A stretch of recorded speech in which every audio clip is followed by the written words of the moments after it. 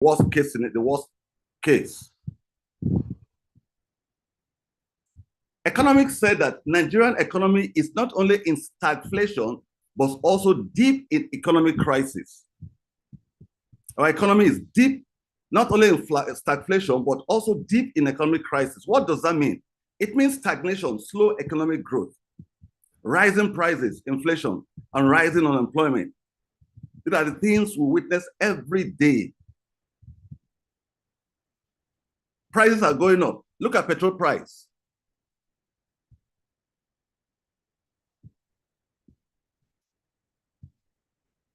As at January, February last year, I drive a Toyota Venza, and it takes me about, without hold up, 20 minutes from my house to my office every day. And I go to church, do other things, but hey, it takes me about 30,000 to do this, to commute every month. As of today, 30,000, if I buy on Monday, Sunday or Monday, I need to buy either 25 or another 30,000. So I spend an average of 100 to 120 every month on fare. Food prices is just galloping like the horse. Electricity, we just got it increased about 2 weeks back. Transportation is another one. But what about our income? How slow is the income moving? Our income is moving as slow as the tortoise. Slow and sure as the tortoise. Now, we say, surely there must be some good news.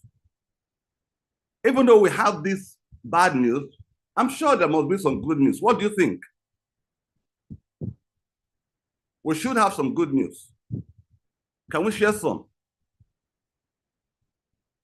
Yes, we're there. Yes, things are bad, but there should be some good news. Dollar rate is decreasing, very good. Opportunities are there, very good. So, I attended a meeting and the facilitator asked a question. He said, why is it that a lot of Asians are trooping into Nigeria? Why Nigerians are jackparing in their numbers? Yeah, we remain the biggest economy. If that's what you wrote there, I think that's what you wrote. Why? Why is it that foreigners are trooping into the country and Nigerians are jackparing in their numbers? I'm sure there must be something they are seeing that we are not seeing. There are opportunities. Increase in local production. They see this, but we don't. Let me tell you, there are 3 sets of individuals that are suffering right now in this economy. Number one, there are those that don't have any source of income. And you know that expenses don't wait whether you have income or not, because they must eat, they must wear clothes, they must commute. So these are people that are suffering, they're not even surviving. There's this other set of individuals, the second set, they have income, they earn, but their income is not enough to take care of their basic expenses. So someone is earning 50,000 per annum, and if you combine his housing, per month, combine his housing, his transport, and feeding, is way above 50,000. And then you see the third group. For me, the individual, they earn much. Yes, they have a sizable income, but they lack the money management skill for managing their money. And so you see them spending everything they earn and then running into debt. Such people don't even invest. So they don't see the opportunities and they don't take advantage of it. About 3 weeks ago, my wife and some of our colleagues, they were going to organize a mother's night for one of their friends whose daughter was wedding. They had a Zoom meeting that I had the privilege of listening to. It was supposed to be a 2-hour program. The vendors they needed for that event, number one, they needed a venue which they would pay for. They needed somebody to anchor the program. They needed a DJ to bring music. They needed somebody that will provide the food, and then they will buy the drinks outside. At about 12 midnight, I was studying, and all of a sudden, it just struck that for a 2 hours program, these guys were looking for 5 vendors. And so why would people say that there are no opportunities in this country? It's a mindset. You talk to young people and they tell you don't understand. Don't understand what? So if for a 2 hours program, they are looking for 5 vendors whom they will pay. So opportunities are there. And I'm thinking, so all we need is just look for somewhere in the value chain structure. Just put yourself there, learn a skill, learn something. And if you put yourself out well, somebody will look for you. I saw this too. It said in the year 2023, that was last year, seller paid out 40 billion naira to creators. I said, wow, 40 billion.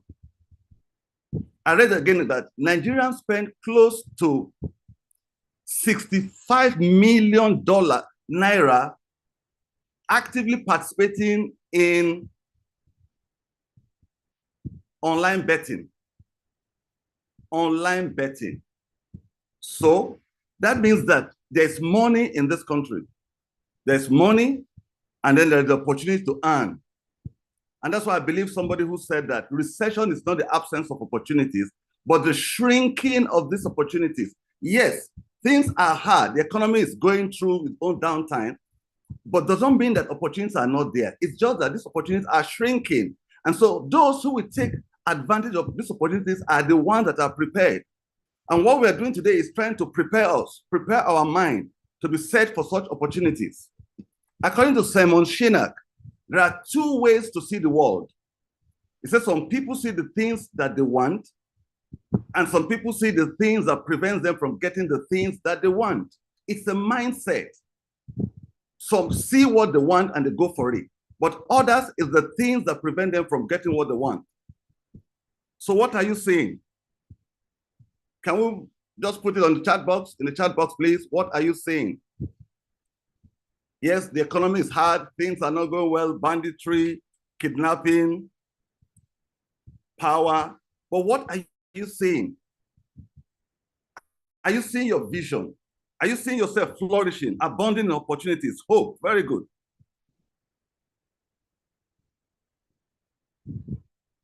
Sarah, great opportunities. You know the case of the lemon and lemonade? Give somebody a lemon and ask them to make lemonade from it. I'm sure the first guy made the lemonade, tasted it, looked good, drank it and said, yeah, this is great. The second person made the same lemonade from the lemon, tasted it, this is wonderful. I'm sure somebody else will be interested in this, and then made a lemon stand and started selling it.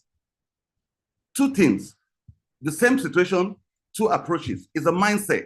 Yes, we agree these things are there. The challenges are there. These are signs of, we call them lack of resources. But those who will thrive are the ones that are resourceful. So it's a case of lack of resources versus resourcefulness. So in this economy, we need to be resourceful to be able to take advantage of all the opportunities. To thrive in this economy, we need 3 things. Number 1, the right mindset, the right skill set, and the right tool set. But because we're looking at mindset today, we'll just concentrate on that. So, winning with the right mindset. How do you view your glass of water? Just think about it. How do you view your glass of water? Do you view your glass as half full or half empty? Just think about it. Is your glass half full or half empty? People who see their glass as half empty, they look at the challenges. But those that look at the glasses as half full, they're looking at opportunities because they're looking at it from the positive angle.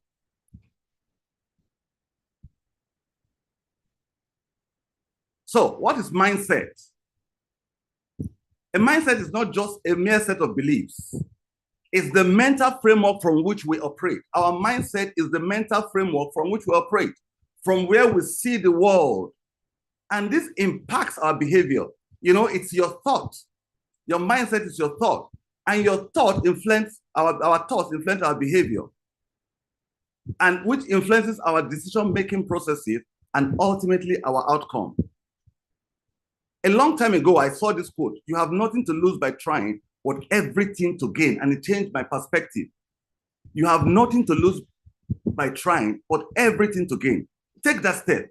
You know, when we left school, a lot of students, when you ask them to apply for jobs, then Guardian, those of you as old as myself, remember Guardian, Tuesday and Thursday Guardian. A lot of people compare, oh, it's just, what do you call it? Gimmick, that they've taken those they want to take. And I tell them, what do you have to lose?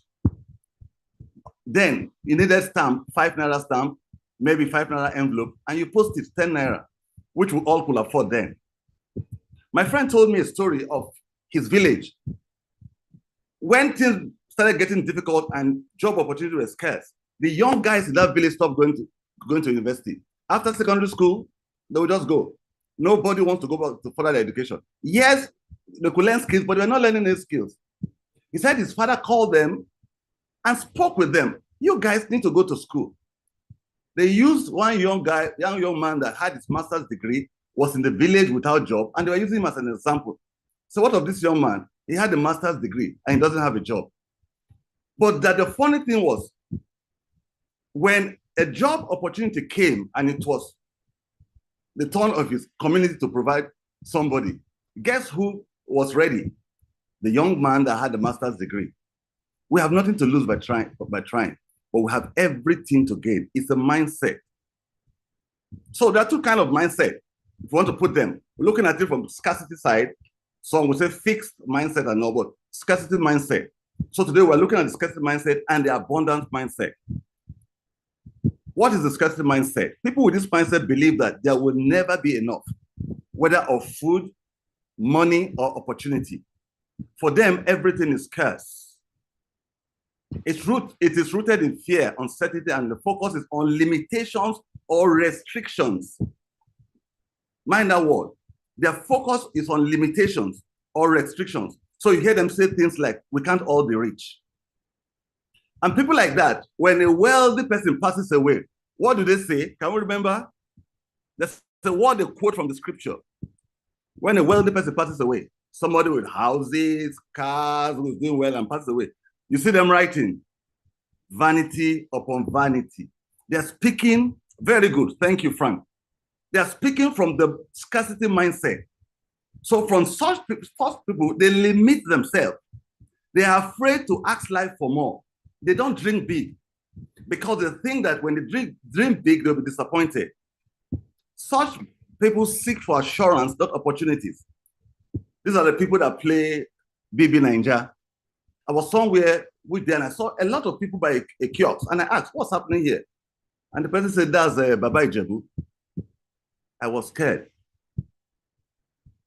Scarcity mindset. Now, what's the outlook on life and the economy generally? These people view the economy and personal growth opportunities pessimistically. They don't see anything good coming out of it.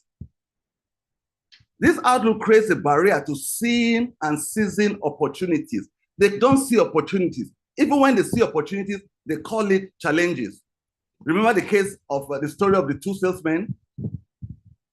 The story was told that two companies that are into shoe production, I'll call them Leonard and Bata. Remember Leonard and Bata? When they started, each company sent their salesmen to my village, Bodikoko, let me use my village, okay? And said, look, go to this village in Africa and develop the market for us. They gave them samples of each, different sizes of each sample. And then, because they're going to go by flight, so you're just carrying little samples, go there. We're going to send to you by sea boxes of different sizes, colors. But you go there first and take the orders so that when your shipment comes, you just give them and collect your money. The two young men got to the airport, flew to this place. When they got there, the first salesman, first day, second day, he ran back to the post office. sent back a telegram to his company. Stop my orders, stop my orders. They don't wear shoes here. There's no market. As he was leaving, the second salesman got to the telegraph office and sent his own telegram. Increase my orders, increase my orders. They don't wear shoes here. The opportunity is huge. The market is huge. Scarcity mentality and abundance mentality. The first salesman was working from the point of scarcity. He saw an opportunity, but interpreted it as a challenge. But the second man saw opportunities. He had the abundance mindset. This is rooted in the belief that there is enough for everyone. There's enough for everyone. It's characterized by a focus on possibilities, options, and opportunities. To them, impossibility is not an option. So for everything they look at, when a challenge comes, the first thing they ask themselves, what are the opportunities here? What are the possibilities? You know, I tell people when I go to the market, I see the price of goods, I never say this is expensive. If I can't buy it, I just tell you I'm coming back. And then I begin to think, how can I afford this? Do you know when cement prices went up? I'm sure a lot of people gave up and said, look, in this economy, I can never build a house. What does that happen? What happens is that well, as soon as they say, I can never build a house, the mind closes up. And so when opportunity comes for extra money, opportunity for building a house comes, they overlook it. They won't even notice it. But people with abundance mindset, they begin to ask, how can I build a house? And they begin to take steps because opportunities come their way, they recognize it. Someone said, when you move, providence moves. I checked up the word providence when I saw it. It said man and nature. Do you know the day you say you want to buy a black, I don't know which car is yours, but when I wanted to buy it, was a Honda Aerodeck, and I said I wanted to buy a Honda Aerodeck. Immediately I made up my mind. From nowhere, I started seeing that car everywhere. Were these cars there before, or they just emerged as soon as I made that decision? I'm sure they were there before. But because I made that decision, my mind was open to begin to see them. What's the impact on our decision making? Decision making from the abundance mindset is influenced by a long-term vision and the belief in growth and possibilities. People with abundance mindset, they believe in long-term vision. They plan long. They plan long. They don't plan short-term. And so when they want to invest, they look at long-term. People like that, they invest in income-generating assets because they know that when you plant the money tree today, it will germinate tomorrow and bear fruits. But people with the scarcity mindset, they eat the seed today. They don't think tomorrow. They don't think about the impact of their financial decisions on their tomorrow. I heard the story of an elderly man who was having financial challenges. And he went to his advisor, his coach. Let me say, he went to Coach Sam. And after talking, the coach told him, look, what you need now is to increase your skill. And there's this course in a university I think you should go have. It will take you 4 years. When you are out, I'm sure things will be better for you. The old man looked at the coach with a very sad look in his eyes and said, in 4 years' time, I'll be 55 years old. And the coach looked at him. He said, if I go to school, in 4 years' time, I'll be 55 years old. And the coach looked at him and asked, if you don't go to school, in 4 years' time, how old will you be? Your guess is as good as mine. He will still be 55 years, he will be 5 years, and still be going through the same challenge. So what's the impact on life and the economy? People with abundant mindset, they see the economic challenges as opportunities to adapt, adopt, and innovate. Who will ever think that delivery bikes will become a common thing in Nigeria today? But when COVID struck, somebody saw that as an opportunity. E-commerce is the in thing now. My wife bought something from a lady in Port Harcourt. The lady does not have a store, she doesn't have the goods. The owner of the goods is in Lagos. So my wife placed the order in Port Harcourt. The lady sent the order to Lagos. and then the owner of the product shipped it to Abuja, and we picked up. Before now, we thought these things happen in more advanced countries. But today, because of the economic hardship, because of situations, people are innovating, people are adapting. We have changes here and there. They see potentials for personal and collective success, even in tough times, and are more likely to invest in personal development and pursue new ventures or skills. There are a lot of people that got the invitation for this webinar today, but I'm sure some saw it and said it's one of those things. But there are people who saw it and said, look, I want to grow, I want to develop, so let me attend. Peradventure, I will get something from it. And I'm sure quite a number will get something from all the seminars today, all right? You cannot earn more than your mindset permits. You can never earn more than your mindset permits. Your mindset is the thermostat of your economic well-being. And so when you set your mindset is on scarcity. When you want to move into abundance, the thermostat will stop it. It checks your environment and ensures that you don't move beyond where you set it. And those with abundance mindset, because the thermostat is set to abundance, even when they are discouraged, even when there are challenges and they want to go down, the thermostat moves them to abundance thinking. Are we together? Are we together? Are we making sense? Let me hear. Yes, sir. Okay, thank you very much. Fundamental importance of mindset in economic resilience. Why do we need mindset?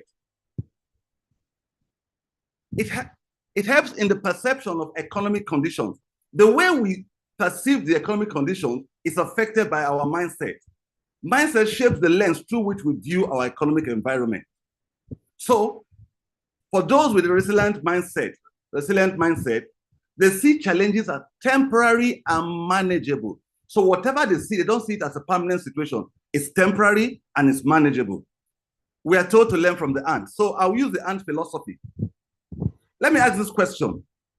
What do you think the ant thinks every winter? What does the ant think every winter? Can somebody help us there? What does the ant think every winter? How does the ant perceive its economic condition? Okay, because of time, the ant thinks summer every winter.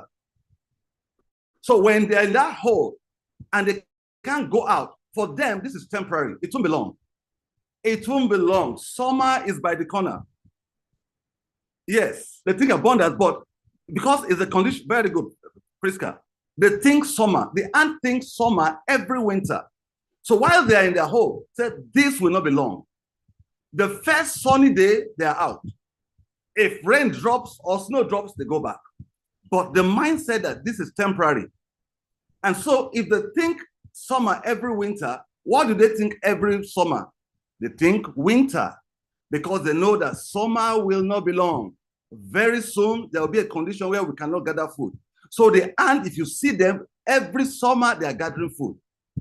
They're gathering food. And you put an obstacle in the front of an ant with the food, what does it do? The ant will either go over it, they will go by the side, they will go under it. But whatever it is, they don't stop. They move because they have a destination. So people with the abundance mindset, they don't rest. They are working always because they are thinking, they know that when winter comes, we won't have food. For us not to starve, we must gather food. So it means that you must be prepared. A lot of people are not prepared for whatever is happening now. So they think winter every summer, and every summer they think winter. Now, how much food do you think the ant gathers in summer? How much food do they gather? They gather as much as they can. They are not limited by anything. They gather as much as they can. So for us to, if you have the abundance mindset, do as much as you can. What about their response to economic stress?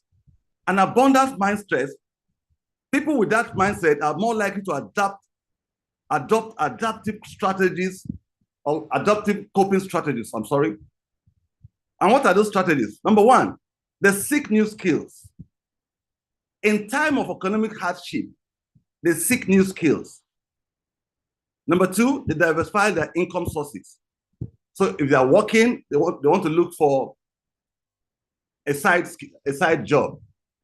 A friend told me of a staff that his staff that worked for him. And because of the transport cost, he gave them, okay, Monday, everybody will come. Tuesday, another one set will come, the other set will come on Wednesday. So for each week, each set has 2 days off. And then one day they came to the office and were complaining. He called them and asked them, you guys have 2 days off each week. Add Saturday to it, you have 3 days. What do you do with it? Nobody could give him an answer. Scarcity mindset. But for somebody else that has that 3 days a week, we look for something else, and he asked them, you guys, they are ladies, who can plait hair amongst you? They all said they could make hair. He said, why don't you use that time to make some money? There are women in your neighborhood, there are children that need to make their hair. Why don't you do that? Innovation and opportunity recognition. So the right mindset makes us to be innovative and recognize opportunities. For people like that, the light at the end of the tunnel is not the headlamp of another car coming in their direction. No. For them, it's the ray of the sunlight signaling the dawn of a new day, the dawn of opportunities. That's how they look at it. And then it helps in building and leveraging networks. People with abundant mindset, they don't work alone. Thank you, Seka Africa. One day I was thinking that, hey, opportunities for networking is in Lagos alone.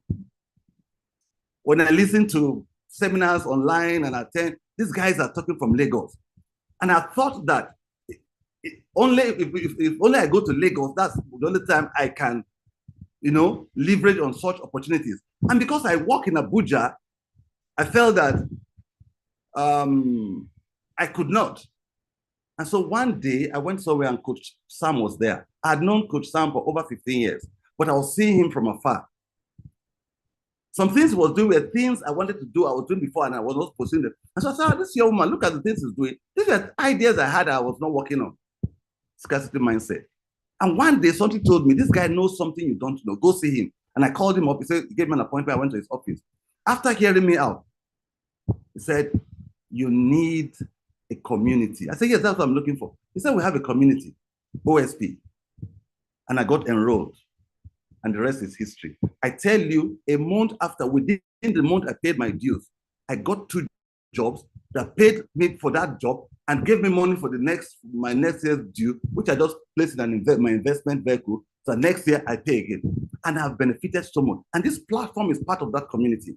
People with abundance mindset, they see opportunity in leveraging and they take advantage of it. And this year, I made up my mind to have my own personal motto, my personal goal, and it's rounded up in elevation. And what that means to me is that I need to know more, I need to do more and earn more. And I'm knowing more, I'm doing more, and I can assure you, I'm earning more. As I try to round up, know that nothing just happens. Even accidents are not accidental.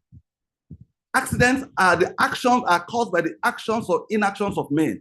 So if you don't do something, you remain where you are. People with scarcity mindset, when they see somebody succeeding, they say the person is lucky. And one of my mentors said that luck is the excuse of failures when describing successful people.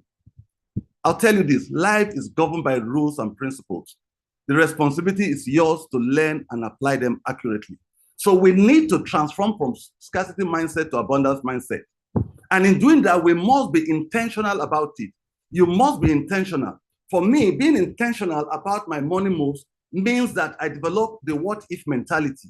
And that what-if mentality that I teach is asking yourself some hypothetical questions and giving answers to them. For instance, I ask myself, with where I am now financially, if I have a major financial challenge, will I be able to solve it without going to borrow or going bankrupt? If you ask that question sincerely and answer yourself truthfully, you have a mindset shift. The what-if mentality. If you need that, you ask me later, I can send it to you. All right? So we need to recognize patterns that bring us down. Number one, scarcity thinking. We all think that, oh, it's expensive, it's not enough, things are not working. Recognize it. Each time you see yourself thinking, scarcity thinking, change it immediately. So for me, when I go to the market and I see something, as soon as I want to say this is expensive, I change my mindset to say, how can I afford this? The challenge limiting beliefs. So learn to challenge limiting beliefs. What are limiting beliefs? Nobody can build a house in this economy. We can't all be rich. Money does not grow on trees. Who told you? Money grows on trees. If you plant the right tree and you water it well, money will grow on it. And they consciously focus on gratitude. Learn to be grateful each day. Be grateful for what you have. Be grateful for your opportunities. Don't complain. People who complain don't see opportunities. Think possibilities and growth.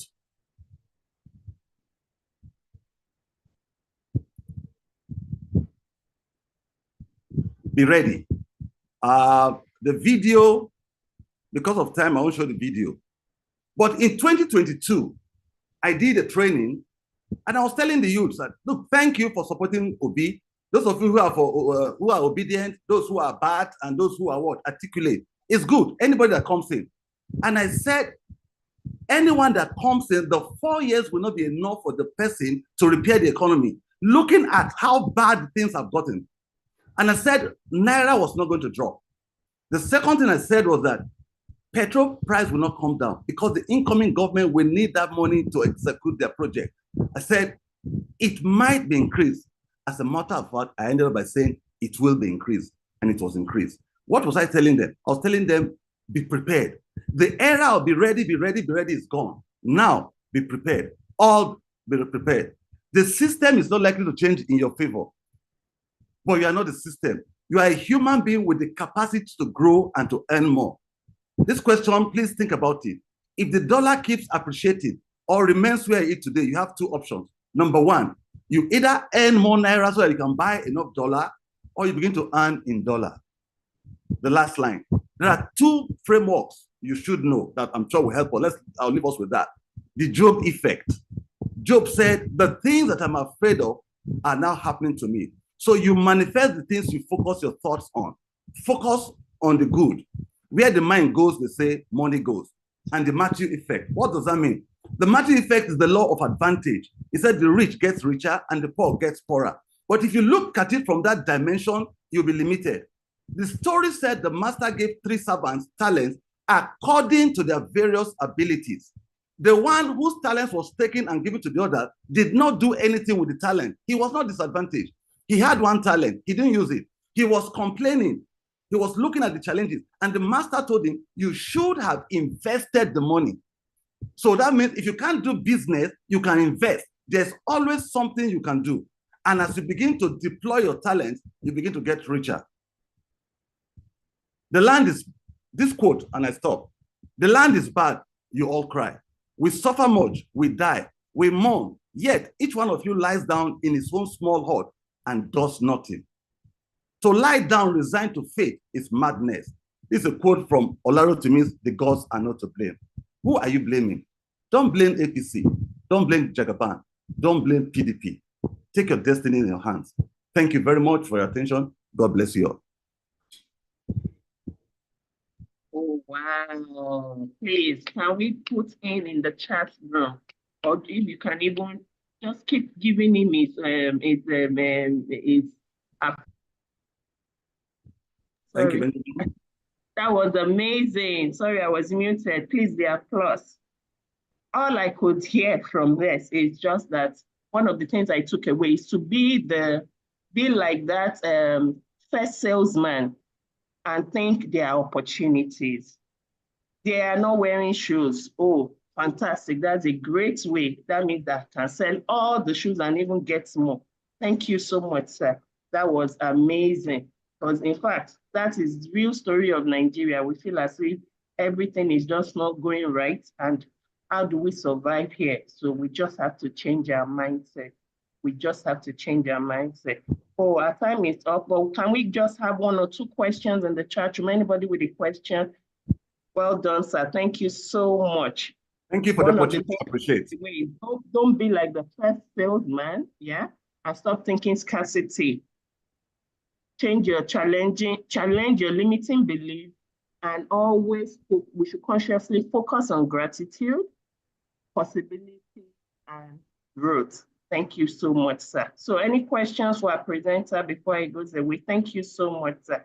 I've learned a lot. Please, can you put in one or two things you've learned from this presentation? One thing you're taking away, can you type it in the chat box, please? All right, sir. Thank you so much. Please, here is his contact. If you need more from him, you want to get more questions, some of those quotes. Sir, you have lovely quotes. Thank from you. there, please. It was so, everything was just back to back, on point, and really, really, really inspiring and motivating. Just to let us know, we can't just sit down and do nothing. We have to be like the ants. Think winter, think summer. In winter, think summer. In summer, think winter. Everything is temporary. So you have to move fast. You have to move fast. We have to move fast. Thank you so much, sir.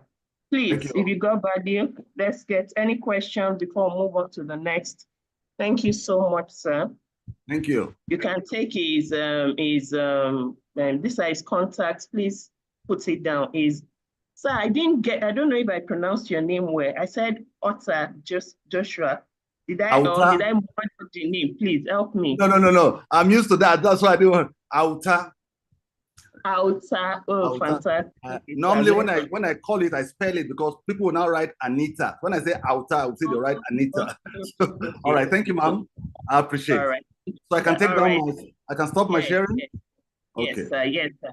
So that was an amazing session. Thank you so much, sir. Think positively, very insightful, abundance mindset, think like the ants, see opportunities and challenges. Absolutely. Oh, fantastic. Here said that yes, well done. So your accolades are in the chat room.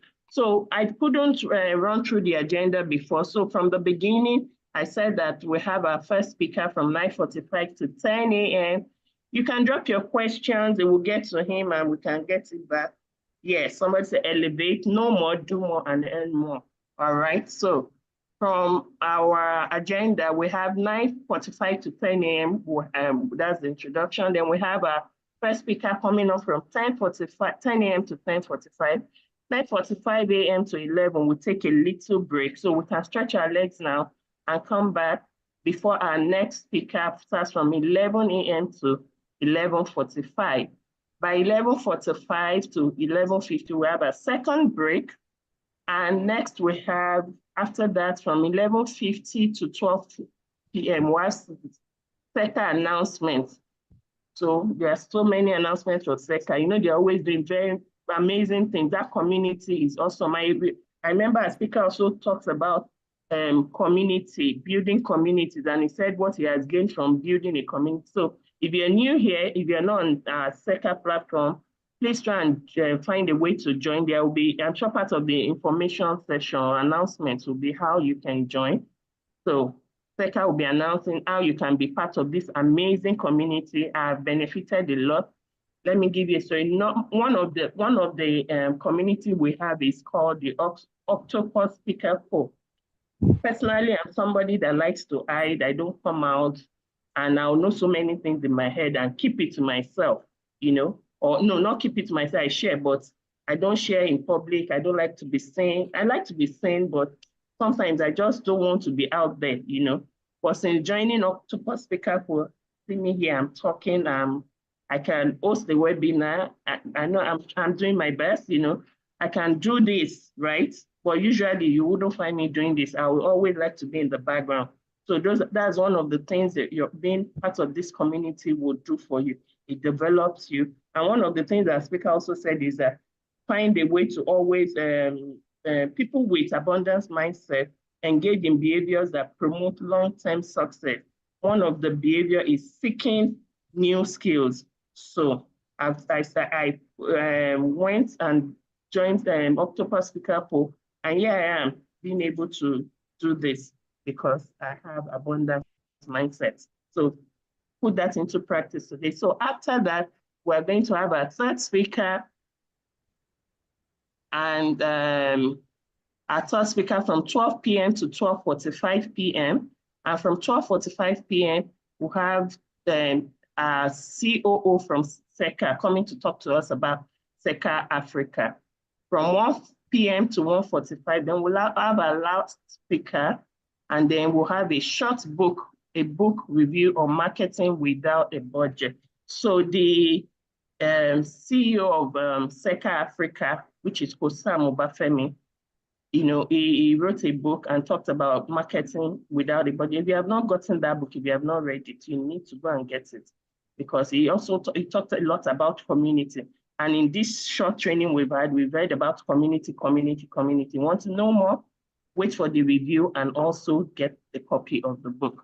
And then 1:50 to 2 p.m., we're going to have general questions and answers. While from 2 p.m. to 2:05 p.m., we're going to have the octopus, that's Kosam Obafemi, talking to us and rounding up with the closing thought. So I'd like to remind our speakers that the time frame you have to speak also covers the question and answer session. Please remember to put that there. So if you have been on this training and you have gotten value, please type value in the chat room. Type value in the chat room. Type value in the chat room. Okay, let's drink some water. Let's stretch our legs a bit. You know, part of our health, physical health development, we need to don't stay still too much. So stretch, everybody stand up, stretch, stretch, stretch. Movement is very key. We can't sit down at a spot. Thank you, everyone. Thank you. I see we have a lot of newcomers. Please make sure you wait for the SECA Africa announcements and talk about SECA Africa, so you know how to join this amazing community. Thank you, Tony Ayedu. I see the chat room is buzzing. Remember to walk around a little before our next facilitator come in. Thank you, Mr. Ayobami Wife, Mr. Amid Nagogo, Eti Yusuf, Tafiq Lawal, all the way from Abeokuta, Grace Onyoche. I'm going to stand up as well so that it's practice what you preach. So let me move around a little, move my legs so that we're not, as much as we are learning, we're also helping our mental health and physical health. Tonya Yedon, thank you, everyone. Okay. So we'll play a little game now. As our speaker has spoken, I'm going to read a few. So the game is going to just be guess what the topic is going to be. The next topic is going to be about. I'm going to read about our facilitator, and then from what you hear, you try and guess what area of life she'll be talking about. We should be talking to us about finances. We should be talking to us about mental health. We should be talking to us about entrepreneurship. We should be talking to us about personal relationship. You have to guess. So let me see the person closest to our topic. We'll see what we can do. Okay.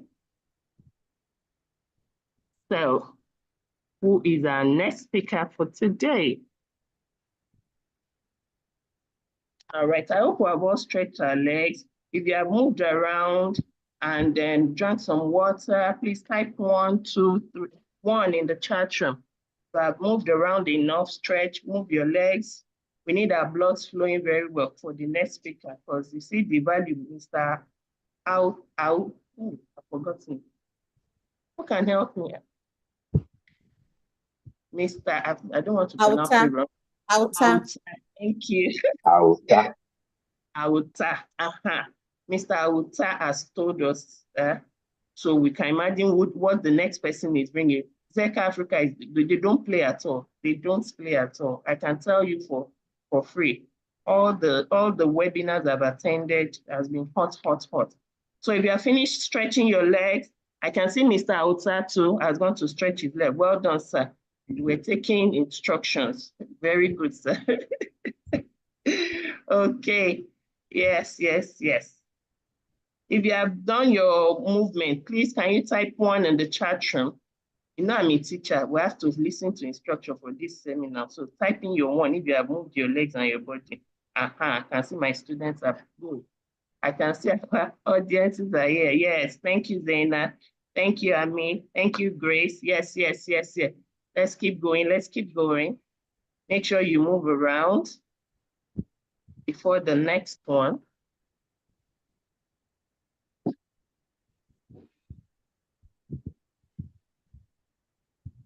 Okay. So I'm going to start reading the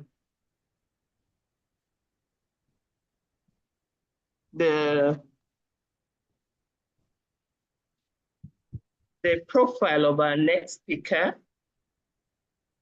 And then you tell me what topic you think will be up next, okay? Okay, and I think our speaker is already here.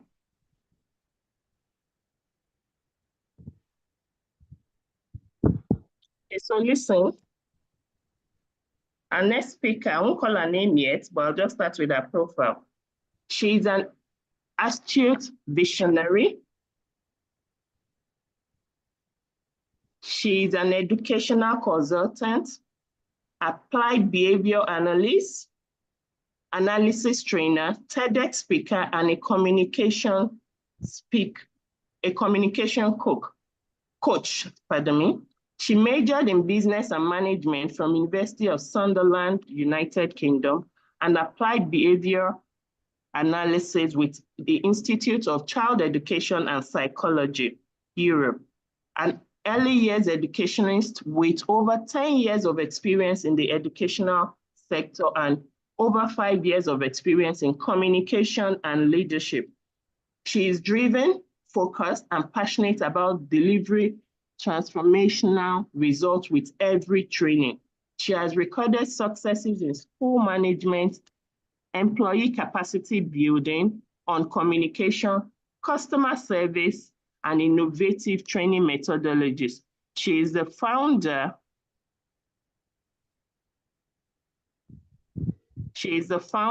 and lead sorry, excuse me.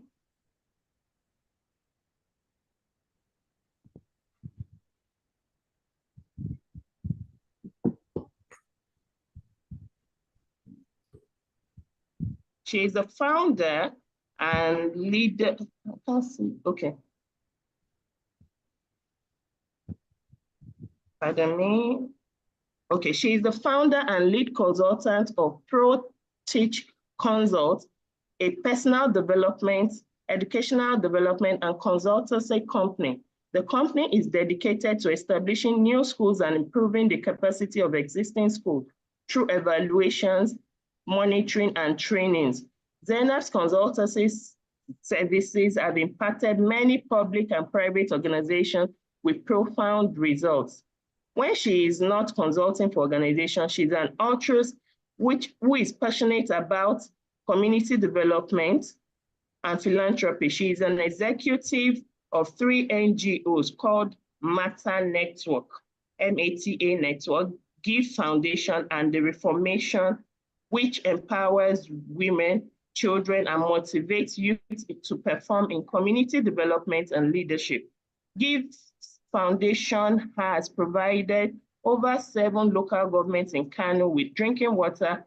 One of the projects she is most passionate about is the May Datako Basic School Project, which provides quality education to the less privileged in Wale local government area of Kano State. Our facilitator today is, the second facilitator we have is Zainab Adam. So from what I have read, can we type, or you can unmute yourself and guess, what do you think she'll be talking to us about? Just guess. Let's have like 1 minute to guess. And please give that an accolade. She's such a philanthropist from what I've read. Oh, somebody said communication. Okay, let's have 2 more guesses. Master speaker. Oh, yes, she is from what I've read. Yes, apart from communication, one or 2 more guesses, and let's see. So I can leave the floor to her so she can actually tell us what she's going to talk about. Hello, Madam Zainab, welcome. Oh, you're looking so radiant. Thank you so much. Good morning. Good Ma'am. morning. Okay, so somebody said you're going to be talking to us about communication. Another person say coaching. So I'll leave the floor to you for you to unleash what you're going to be talking to us about. Oh, so that's interesting. So generally, because my profile is talking about a lot of communication, I think everyone expects that my topic today will be about communication or public speaking or coaching, because I'm a coach. So I'm a communication coach as well as a life coach. But today, I will not be speaking about communication or public speaking. There will be some aspect of my talk that will handle communication, but I won't be talking about communication today. Today, I will be talking about intentional parenting. Please, if you're a parent, kindly put a 1 in the chat room.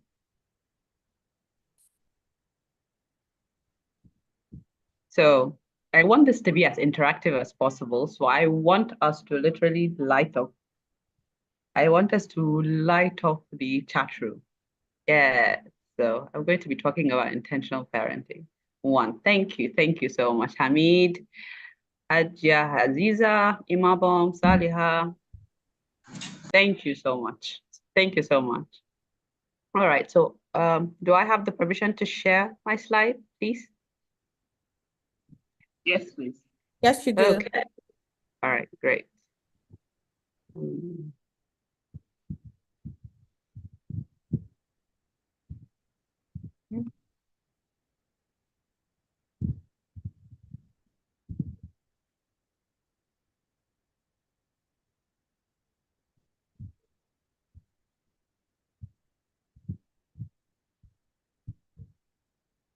Okay, so if you can see my slides, kindly give me a thumbs up in the chat room.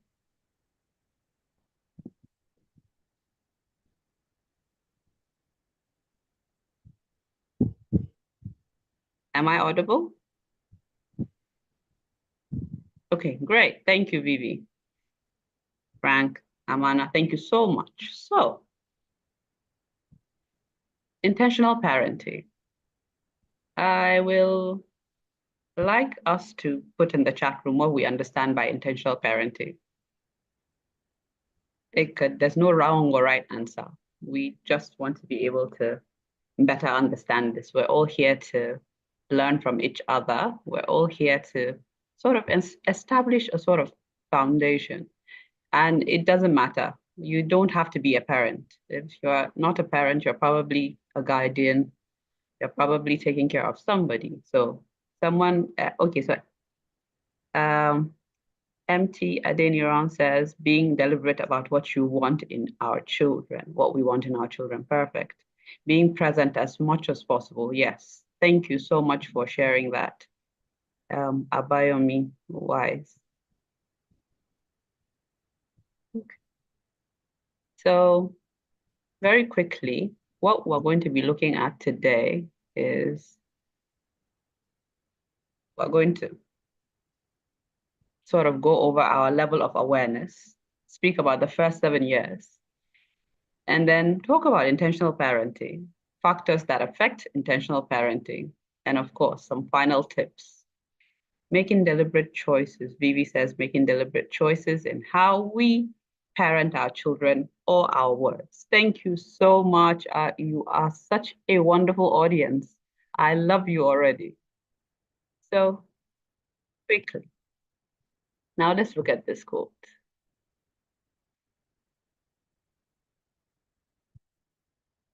So Aristotle wrote this quote, is known to have quoted.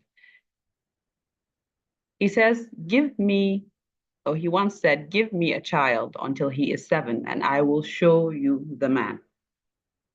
Now, let's take a moment to reflect on this quote. Now, this is someone that probably wrote this quote about 2,000 years ago. And I think even today, this quote is very relevant. But very quickly, I do not want you to get tired. We are going to continue to use this chat room as our medium for communication. Like I said, I want this to be very interactive. So give me a child until he is 7 and I will show you the man. Tell me what you understand by this quote. What is the first thing that jumps at you when you read it?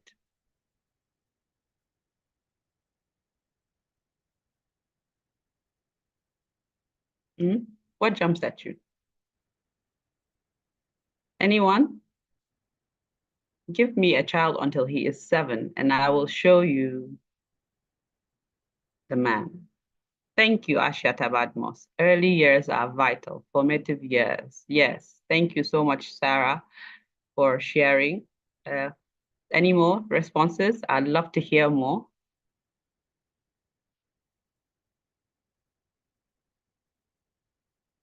Formative years. So the man is already formed by the age of 7. Hence, it is nice to catch them young. Preschool age, someone said. Early years are the grooming years. Absolutely. Early years are the grooming years. Oh, do I even need to give this presentation? I think everybody here is so well versed in this topic. Now let's talk about what it really is. So apparently, the programming of every child starts within the first 7 years. So, you know, like our telephones, what happens? We have a number of apps that continue to allow our phones to function optimally, isn't it? But what happens when we have applications that do not get upgraded? What happens when we have prompts that continues to tell us that there's need for upgrade, but we never really do? What happens now in the mind of a child that is developing, that is learning compassion, that is learning a number of different things, that is allowing them to become the man that they need to be? What kind of programming are we installing in our parents, in our children? What kind of programming do we even think is necessary? We're all parents here, or some of us are parents. Some of us are aspiring parents. And even if you're not aspiring parents, some of us have been parented. So you know perhaps what your parents did right, how that made you feel. And I also want you to go back to that very early years, when you were growing, when you were starting to develop your habits. What was it that was instilled in you from that early age, and how was it able to play a role in your life today?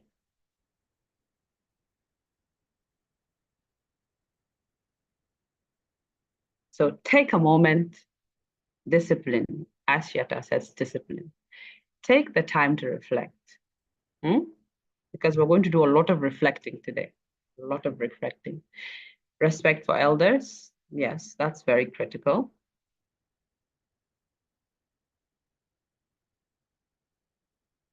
So let's take a moment to reflect. What programming are you installing in your children? How often do you update the programming? And will it last them a lifetime?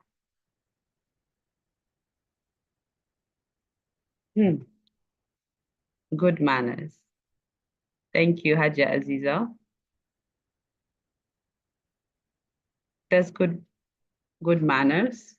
Being idle is being lazy. Kindness. So these are all programmings that you're installing in your children, right? From this very age. If you have a 1 to 7 year old and you're trying to teach them kindness, how do you think you're able to do that? Typically, a number of us will probably say, okay, so model it, right? Some of us are quick to tell our children, share. Whenever we have our children holding something, when they have friends over, we're quick to say, share. teach by example. Thank you so much. When you say share to a child, what do you think it teaches that child? It teaches them empathy. Is that the response you're giving, Mr. Ayob Fami-Wise? So when you say share to a child, what is it teaching the child? Okay, thank you so much for responding. What do you think that teaches a child? When the prompt is share with your friend, share with your brother. Okay, so Taufik Lawal says caring. Now I want to ask you a quick question. Have you ever noticed a point where you have asked a child to share something and in the process they were resistant? In that very moment, what was the first thing you thought to do?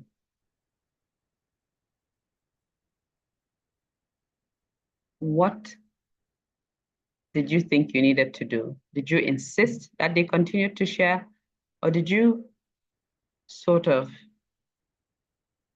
take away if it was a toy or maybe a snack? Okay, so ask why the refusal. Persuade. Now, I want you to also take a moment and reflect. There are a number of people today that do not necessarily like to share, do not necessarily like to share their space, do not necessarily like to share their clothes, what they have. And sometimes all of that apprehension that they are currently exhibiting as adults started from the formative age. And it started with the word share.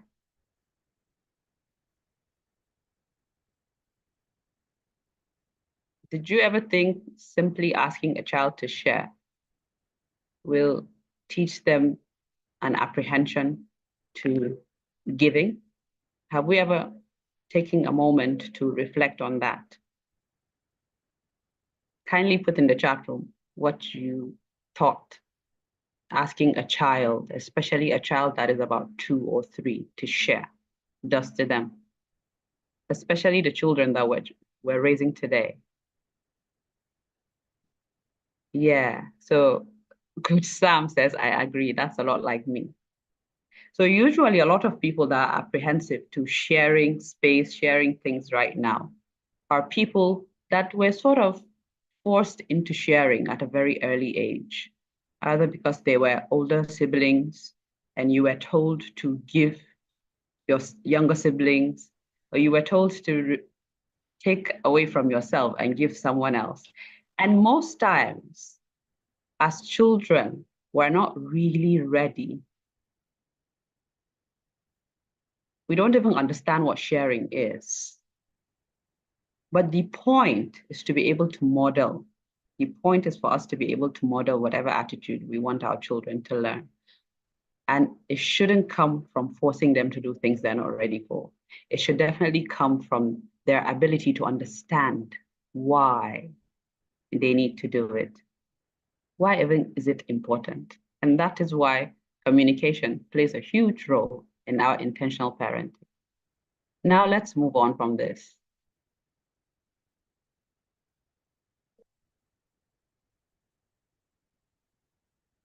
Now let's take a moment to think.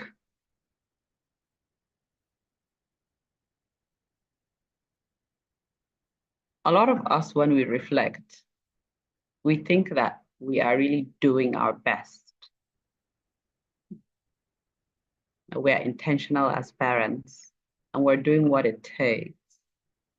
But I want you to take a moment right now and really think about it. How intentional are we as parents?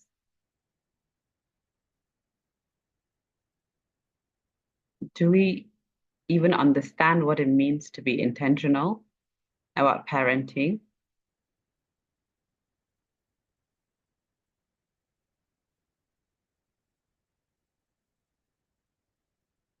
are there factors that affect how we parent?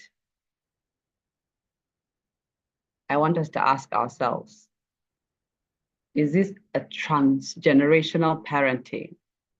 Perhaps, are we parenting the way our parents parented us? You grew up in a household that was rather strict, and you believe that you turned out just fine. If I turned out just fine, my children are going to be fine. My parents didn't get it wrong. So there's definitely nothing wrong with how they parented me. I should definitely adopt that. And the truth is, most of us parent the way we were parented. If your dad or mom gave you a spanking, you naturally believe that spanking is the way to go. If your mom or dad never allowed you to go out, you also believe that the best way to protect your children is to stop them from going out. If your parents protected you from anything you ever wanted, pushed you so hard to achieve things, you believe in order to achieve things, you probably need to push as much. So I want you to put in the chat room, how intentional are you as a parent? And what mindset are you using to parent? How does it influence you? I want you to know that this is a safe zone and we're all here to learn. So it is okay for us to be able to discuss this because this is what allows us to better understand our parenting style and how it makes any difference. I want to give you a story. A few months ago, I was getting coached. And then one of the things I brought up were the fact that I am a parent to a 4-year-old girl. And being a parent to a 4-year-old girl, as a single mother, I had a bit of apprehension. I was concerned.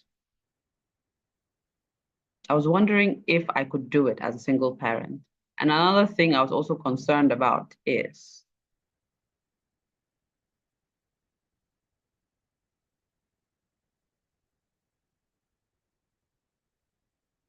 do I need to be as protective as my parents were to me to be able to make her thrive? I'm looking at myself today, and I believe I've done well for myself. So I'm thinking, I need to protect her. I need to make sure that her curious mind does not wander further than it should. I need to make sure that I give her all the protection that she needs. I need her to be able to depend on me, to always know that I'm going to be there. But then I realized that the very curious and independent-minded daughter that I have,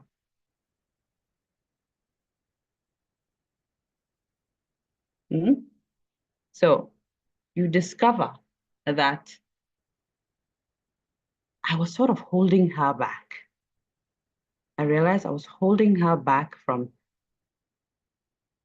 being her best self. Whenever she did something wrong, I wanted to correct.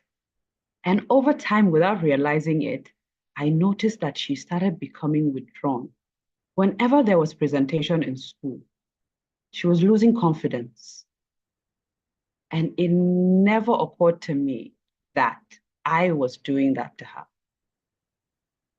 So it became a concern for me.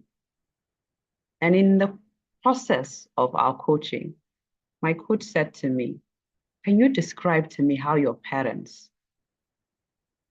raised you? And of course, it was just the way I was trying to raise my daughter. And then he asked me a critical question.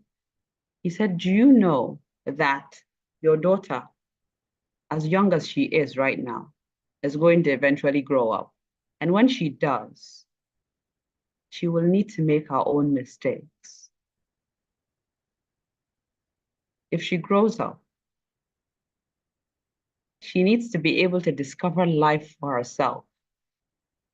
She needs to be able to understand what life is outside of your protection and outside of your guidance, because you're not always going to be there. And when you are not there, what is her anchor?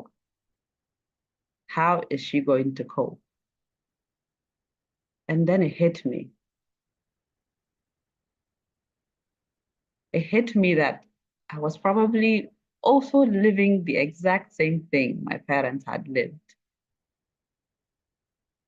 And that was also because my own parents were parented the way they parented me. Do you now realize how that vicious cycle continues? Now, using the chat room, I want you to give an answer to the questions on the slide. How intentional are you? I want you to put it in one chat. How intentional are you as a parent? What mindset influences your parenting?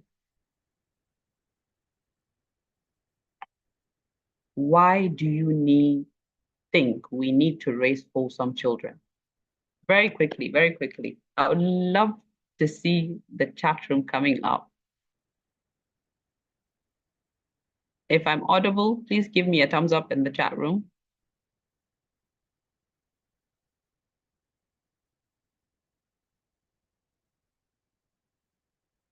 Okay, awesome. So quickly, how intentional are we as parents? What mindset influences our parenting? And why do we need to raise wholesome children? Why do we need to raise wholesome children? Why is it not just enough that we raise them anyhow? Is it even important for us to raise wholesome children? Does it make any difference?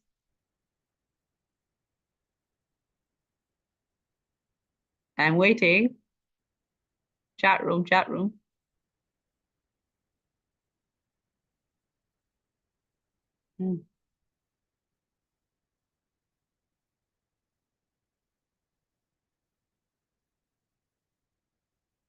Okay, so while you tap in the chat room, I will just continue the discussion. But I hope that I'll see your responses as soon as possible.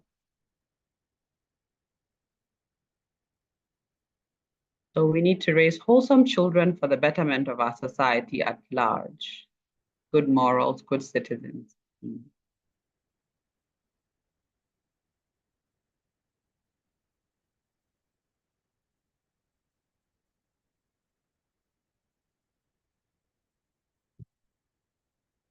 So Priscilla Danladi said, we need to raise wholesome children for the betterment of our society at large. Good morals, good citizens. Jim says, towards a great and well-behaved child. Thank you so much for sharing. Raise well, rest well. I like that. So raising wholesome children makes growing old for we parents much easier. Now, this brings a parent that is already thinking about how his own child is going to take care of him at the end of the day. A very blended mindset, old and new school, so they can be good fit for life and carry on our legacy appropriately. Thank you so much for sharing that. So I have to quickly take this. So can be a good fit for life and carry on our legacy. So is it our legacy that we want our children to carry on, or their legacy? Set them up for a fulfilled child. Thank you so much for your responses. I think it's very important to be intentional to raise wholesome children. We all benefit, family, society at large. Absolutely. Spiritual, abundant mindset, acceptable community values. All your responses are very accurate. We need to raise wholesome children so that our society will stop suffering. Family, they say, is the unit for where everything starts. It's a very foundation of where the society relies on. And without raising the right children, our society will continue to suffer because children will grow up to become husbands and wives. They will also have their own family. As they continue to have their own family, they're continuing a cycle. And if that cycle was not done the right way, it will continue to affect every single thing that they do. It builds trust in your children, having peace that in them knowing they are on the right track. Absolutely. Carry on yours and build theirs. Thank you so much for sharing. You have been such wonderful audience. Now, intentional parenting is an approach where you use safe, stable, and nurturing strategies to build a healthy parent-child relationship. The key word is healthy parent-child relationship, because unfortunately today we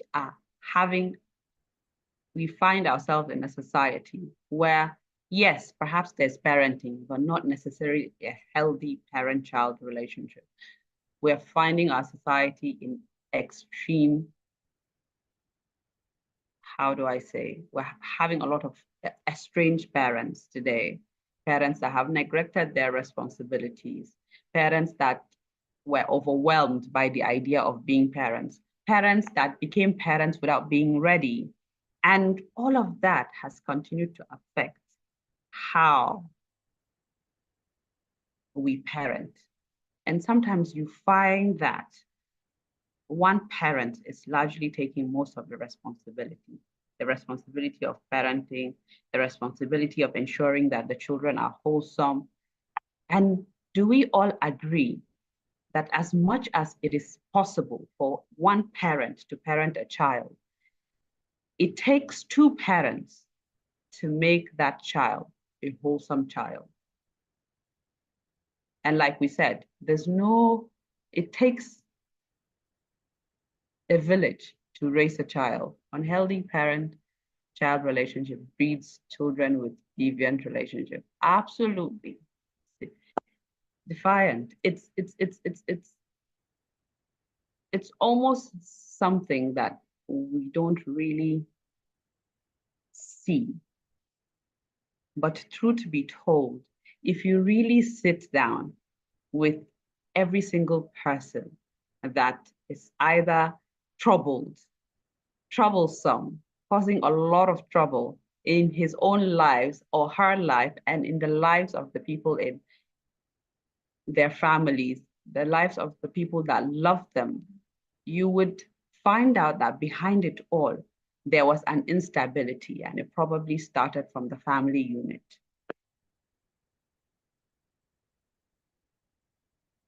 Now, different ages require different strategies. And it's important that whenever we as adults have installed a programming, that we are also able to upgrade it every now and again, right? Upgrade it every now and again to ensure that it is accommodating the different ages that our children are coming into. Now, the way you would raise a 5 to 6 year old child is not the same way you would raise a teenager. The way you would raise a teenager is not the same way you would raise an 18-year-old or a 20-year-old. At that point, they've probably become an adult. They understand themselves better. And perhaps if you want to implement certain things, they might rebel against it. Now, do we evaluate our parenting style regularly? And if we do, how are we able to get new strategies? Where is the source? Where does it come from? Where are we getting our answers? Is it from the internet? Is it from friends and family, our social network? I'd love to see in the chat room. Where do you get your inspiration and source? What is the source of your inspiration? Where does it come from? How are you able to get the necessary information you need to parent your children the right way.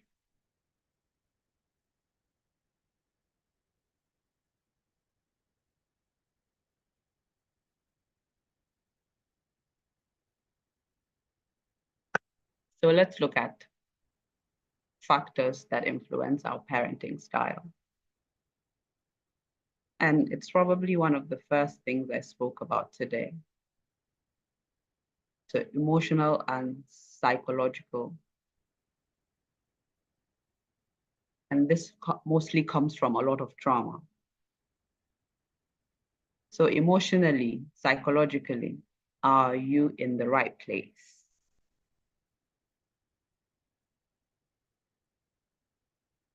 I want you to take a moment and really have that conversation with yourself.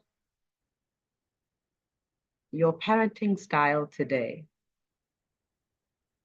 where is it coming from? Is it an effective parenting or is it a reactive parenting? You need to be able to ask yourself that. The general thing that happens is when you grew up in a household and you didn't have enough attention and love, now you either do the same thing to your own child or you want to overcompensate. So you now think it's I didn't get this. So because I didn't get this, I have to overgive this. So you do that with your time sometimes. You do that with your giving. When you gift your children things, you want to overdo it. When you want to share with them, you overshare. You want to become their friends. You sometimes forget that there's supposed to be a boundary. As much as you want to be a parent that gives room for communication or closeness and friendship, you really are not their friend, are you?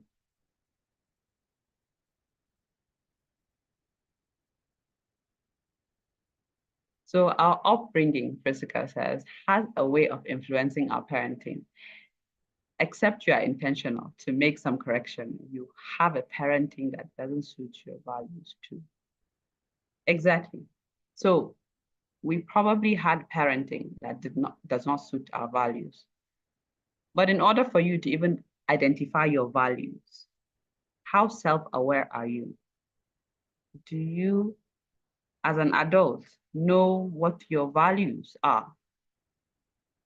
Do you understand how those values play a role in the lives of your children?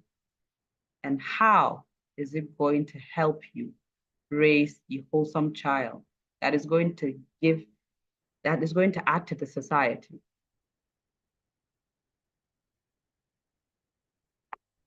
So our ability to deal, I appreciate Coach Sam for all that he does around mental health, because it's very important. These are situations that allows you to properly go back, analyze. I remember there's an incident that happened. There's a girl that came from a home where she was abused sexually by her parent. And after being abused sexually by her parent, this continued to distort every other relationship she had in future. She did not know what was a boundary. She didn't know what was wrong. She didn't know how to accommodate. She didn't know how to fully assert herself. She took everything in because she didn't understand what it was to have a boundary. She didn't understand what it was to know what genuine parenting was. And this continued to affect This continued to affect every relationship she had. Now let's look at developmental history. When we talk about developmental history, we are talking about, as a child, those programming that I spoke about earlier. What kind of programming were installed? Were you forced to do certain things? Were you silenced? Did you lose your confidence? Because your ability to, when your parents silence you, or when you are never allowed to speak, when you're not given the chance to express yourself, this makes you lose confidence. And these are some of the things that we struggle with today as adults: cultural, social, economical. So many of us want to raise our children a certain way because our culture says that this is how to do it. Our friends say that, okay, so we're from this class, we all have to raise our children a certain way. They have to go to Paris every weekend. Economically, do you have what it takes? Religious belief. I've always wondered about this particular one. And this has always been raising a child based on religious beliefs that you learned from others without fully making the time to make a relationship with your creator. Do you really even understand what he requires of you? Some people just transfer their fears, and as a result, it becomes their religious beliefs. And they transfer that to you without ever trying to find out how it becomes your religious beliefs. You never really took the time to understand it, and then that takes over. The knowledge that we get, the gender of our children sometimes affect how we raise them. And then the role that a school plays in how we raise our children. So these are questions that I want you to take and reflect upon. What are your parenting goals? How can you achieve these goals? Who and what can support you to achieve them? What do you need to start doing differently? What critical questions should you ask when seeking guidance? And what should you look out for? I believe these are things that will really help us, especially when we understand that there's a generational change now. How we were raised might have worked then, but it probably wouldn't work with the generation that we have right now, that is growing up before social media, that is constantly being affected mentally by all of the information that social media is providing, by the constant peer pressure that we probably never experienced. Now, this brings us to the last. And then I want you to tell me in the chat room, with this understanding, what is the way forward?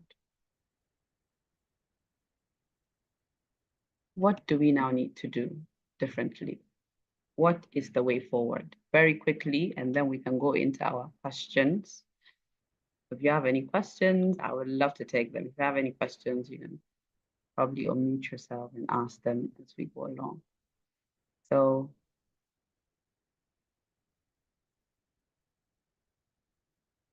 what is the way forward?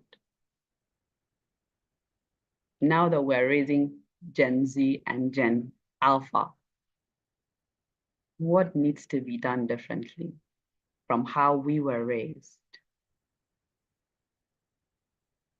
What needs to be different? What programming needs to change?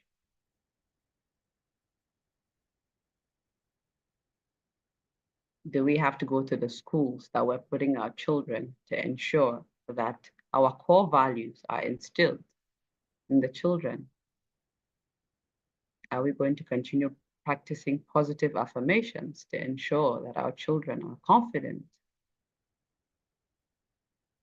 The environment that they find themselves in Does it continue to support raising wholesome children? So, final tips. How intentional is your communication with your children? Is it a communication that encourages curiosity, ability for critical thinking, open-mindedness, and allows for social skills? Hamid says we must make deliberate efforts to know our children and their peculiar behaviors and needs and identify ways to address them. Thank you so much for that. How relevant are you in your children's journey? So in your children's journey, we continuously think that our relevance in our children's life is our ability to dictate every single thing. But do you know that the ability for your child to thrive in life comes from how they act when you are no longer in their lives? That is really where it comes from. So we as parents always believe that I have to be the most important person in my child's life. If I'm not, then so we want them to depend solely on us. We want to dictate, we want to use what we give to them as a means to control them or control. We want to control their behaviors. We want to control how they act. We want to control what they do. But the need for protection and dependability holds them back from attaining their full potential because you are not always going to be there. And if you're not always going to be there, how would you have them function when you're not there? Is there consistency? Do they know boundaries? Do they know actions? Do they know the consequences? And is this consistent? And when you are present, yes, they will appreciate your presence, but they will never understand your trauma. You need to be able to protect them from that. Being present means that you are intentional about being there no matter what. You are intentional about putting social media on the side and concentrating on quality time, about supporting what they love, about ensuring that if you're a married couple, that you prioritize the happiness of your spouses because you know that that is what allows your child to thrive. So it's not just enough to be present. If all that guides that presence is trauma, you have all that you need: internet, healthy communities, seminars, mentors, you have ProTeach consults. So you can always reach out whenever you have, I am ready to give a community or support group that will allow you to better understand, especially because I've dealt with early years for over 10 years of my life. Now, this brings us to any questions we can take for maybe 5 minutes. I don't know. So, but in the meantime, thank you so much for listening to me, and I hope I've been able to make some impact. Once again, my name is Zainab Adam, and this is how you can reach me. Thank you.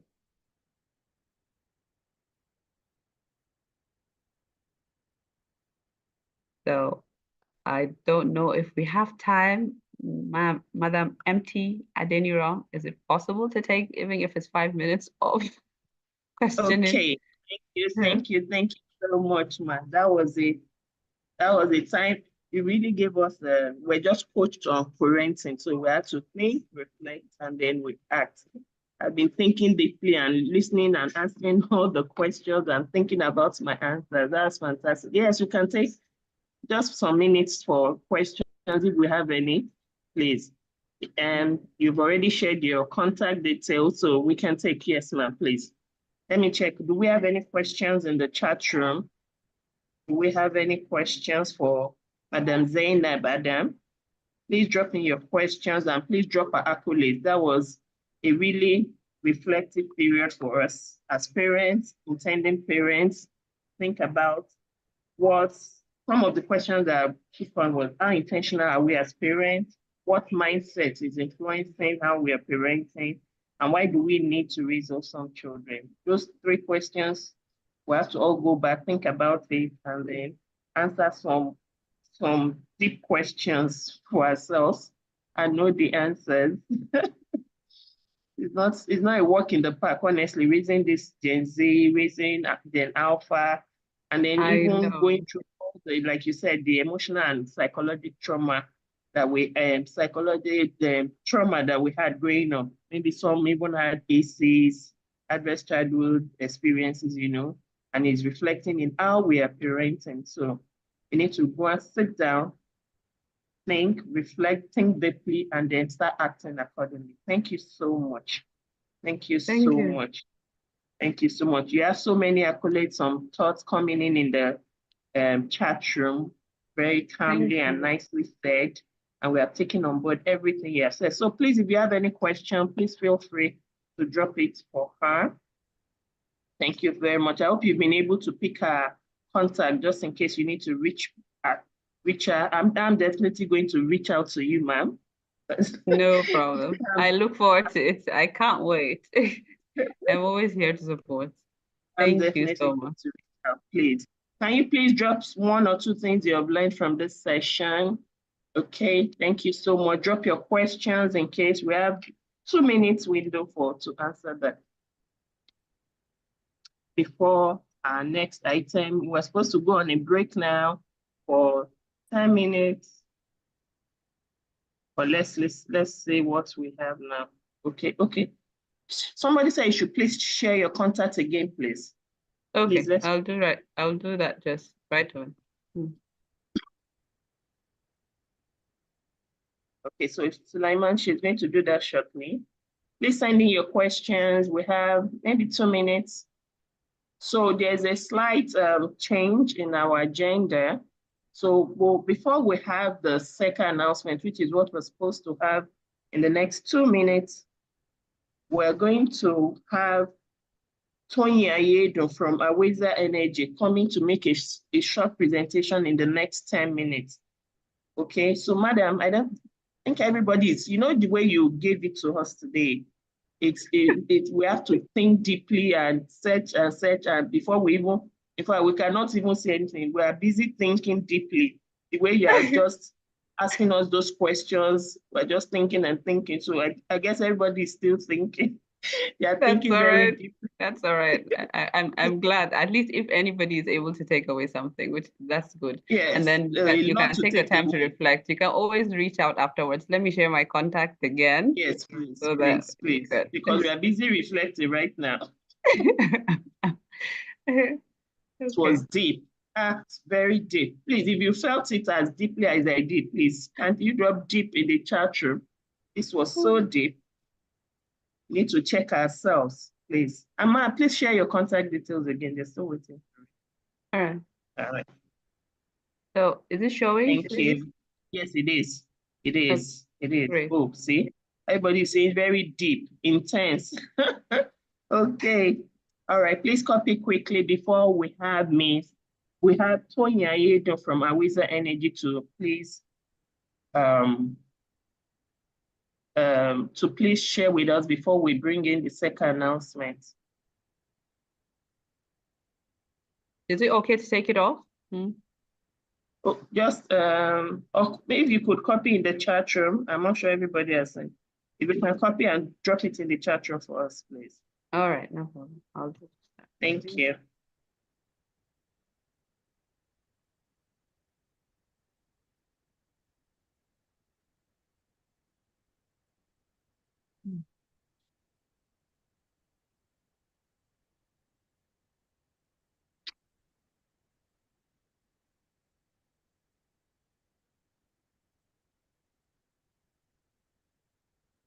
All right, thank you. So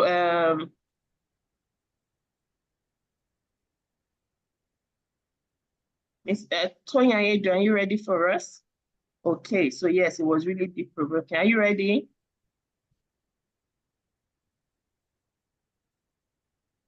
Okay. Sorry, I was muted and looking for my okay, good afternoon. Sorry, what do I call you? I can see your surname only, but what first name do I call you? Sorry? No, you're also muted at the moment. Morufat Temitope Adeniro. Oh, okay, I'll call you Morufat. Adeniro is fine. Okay. Yeah, thank you very much, Morufat. Yeah, thank you everyone. Thanks for having me. I'll just do, I've been given 10 minutes, so I don't know how to manage this time, but I'll share my screen and I'll share my screen. Sorry, just start to share my screen.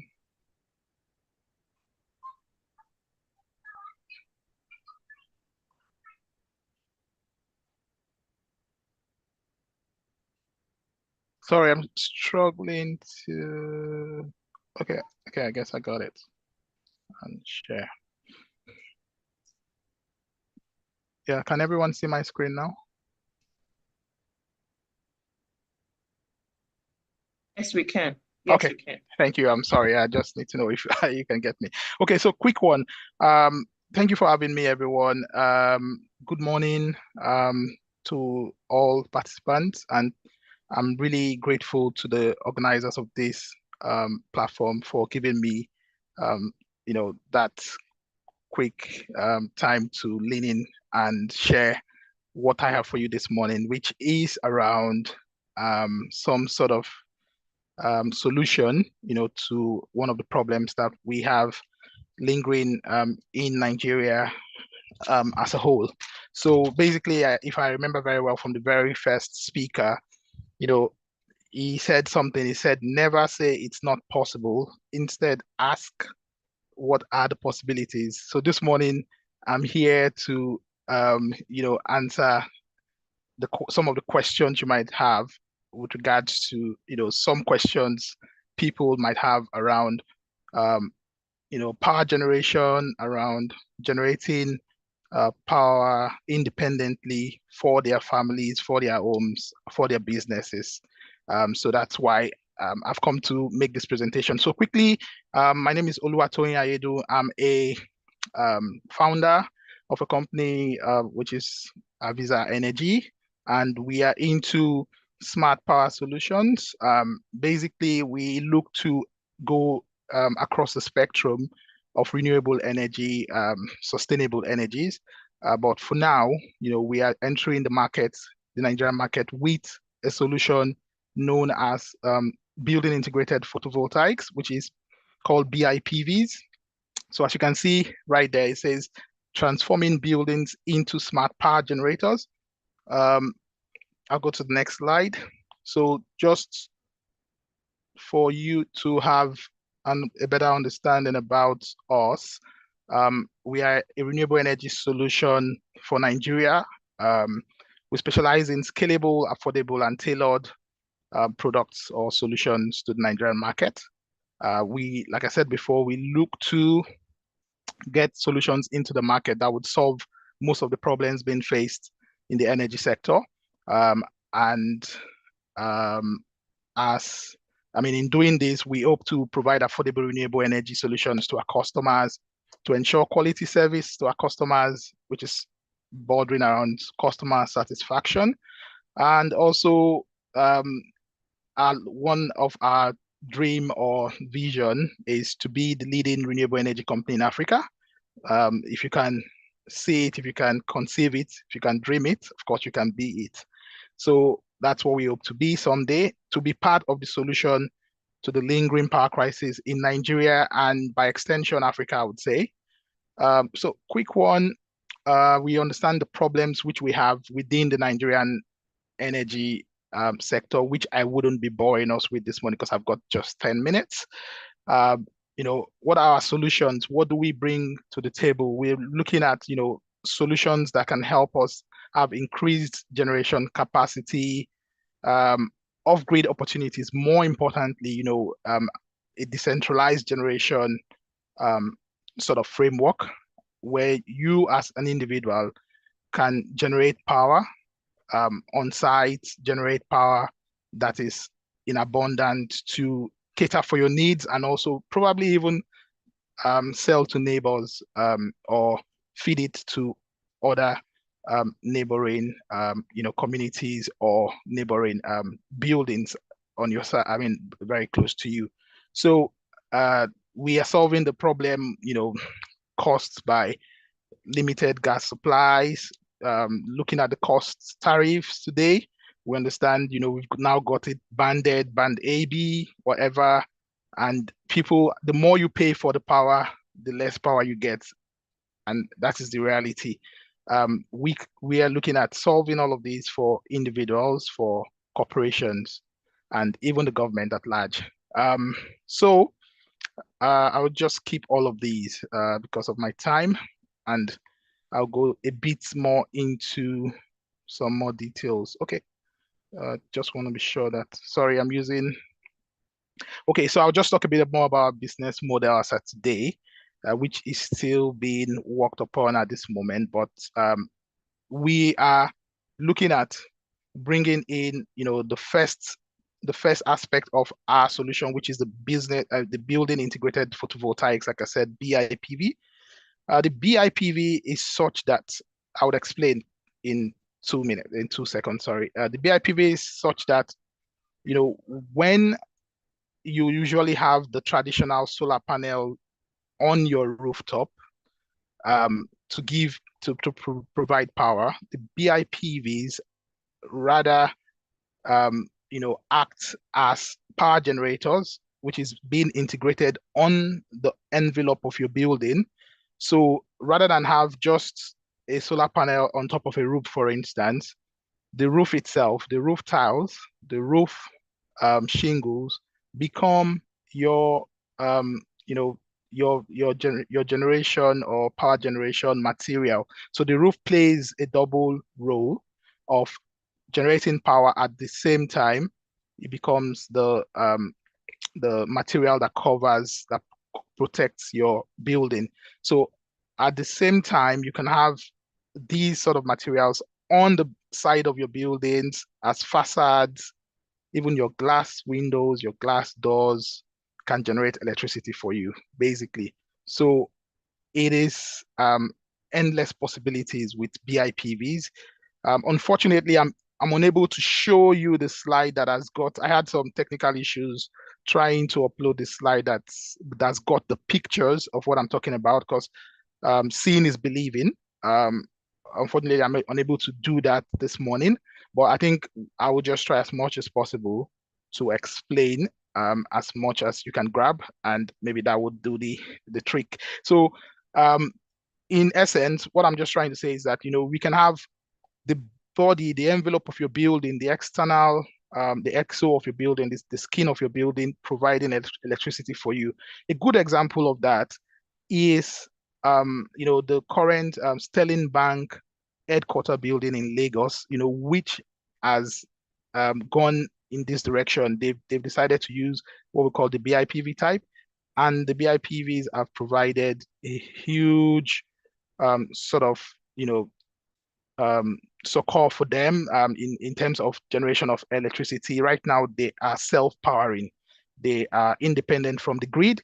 They are able to generate electricity for themselves all year round at a fixed cost without bothering themselves or having to think about price increases in tariff increases or stuff like generator maintenance, things like fuel costs and all of that. Everything is already sorted out just by installation of the BIPV system. So basically, what we are trying to do is to ensure that, Nigerian residential homes, businesses, what have you, are able to generate power independently from the grid. And by doing this, we are helping families, retain their income, we're helping them stabilize, what they spend on power as a whole. And more importantly is the fact that they have this power. They pay for what they are paying, and they are having what they've paid for, versus what happens now, where you pay and you don't get the power. So all the headache of having to think about, turning on your generator and doing all of this is, all forgone. So I don't know if I was able to give you any information today, but if you need more information about these solutions, I would just say reach out to us. I will drop our contacts in the chat box. Reach out to us, and then we can speak further on this. Because of our time constraint, like I said before, I do not want to, go beyond the time given to me. And I'll say thank you so much for these few minutes to present my case. Cheers. Thank you so much, Morufat. Yes, sir, that was amazing. Earlier, Mr. Auta was asking us what are the negative things we see in Nigeria. And one of the things was power outage. And interestingly, you have come here to tell us how that can be solved. And somebody had just said what I wanted to say. Just said, Omotola said, sounds interesting. If not for the mindset presentation earlier on, would have asked if it's affordable. Honestly, that was what came to my mind. I looked at this and I said, I hope we can afford it. But they have told us not to be thinking challenges, we think opportunities. So yes, we'll reach out to you and see the opportunities we can achieve, or we can see from this possibility of having light and not be on the bandits. They said that's correct. Band B, band C. Some are even on bandits that they tell them they're on a band without any light at all. So we'll see how we can come out of those. Thank you very much, Mr. Sonia. Oh, you're welcome. Thank you so much. I appreciate it. Remember to copy this into the chat room so people can pick it from there. Okay, I'll do that. Thank you. Thank you so much. Right. Thanks for having me. So much. Yeah. All right, and thanks for keeping to time. All right. So second, let's take like 2 seconds. I know we're over with 3 minutes, but you remember we need to move. We need to stretch our legs so we can stand up, move our bodies. Just stand up, move your body, walk around a little bit as I read the profile of our next speaker.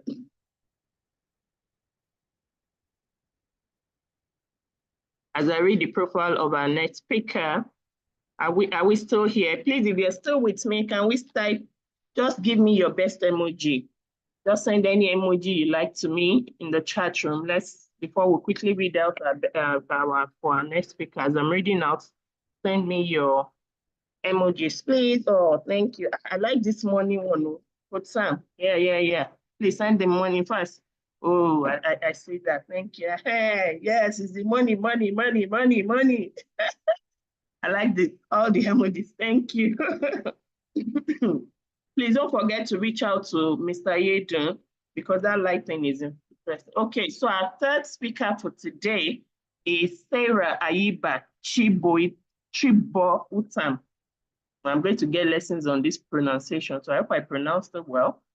Sarah is an accomplished and resilient, result-driven corporate executive with a proven track record of leading organizations to success. With over 7 years of experience in executive leadership role, she has consistently delivered outstanding strategic planning and operational excellence and financial growth. Her expertise lies in the agricultural and sales sector, where she has demonstrated top-notch quality to navigate challenges, including having skill set that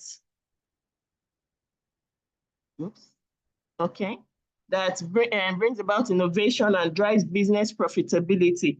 Our leadership style emphasizes on team collaboration, stakeholder engagement, and relentless commitment to achieving corporate objectives. Sarah is an astute, visionary business leader dedicated to steering of companies towards sustainable growth and ensuring it remains a market leader in dynamic business landscape.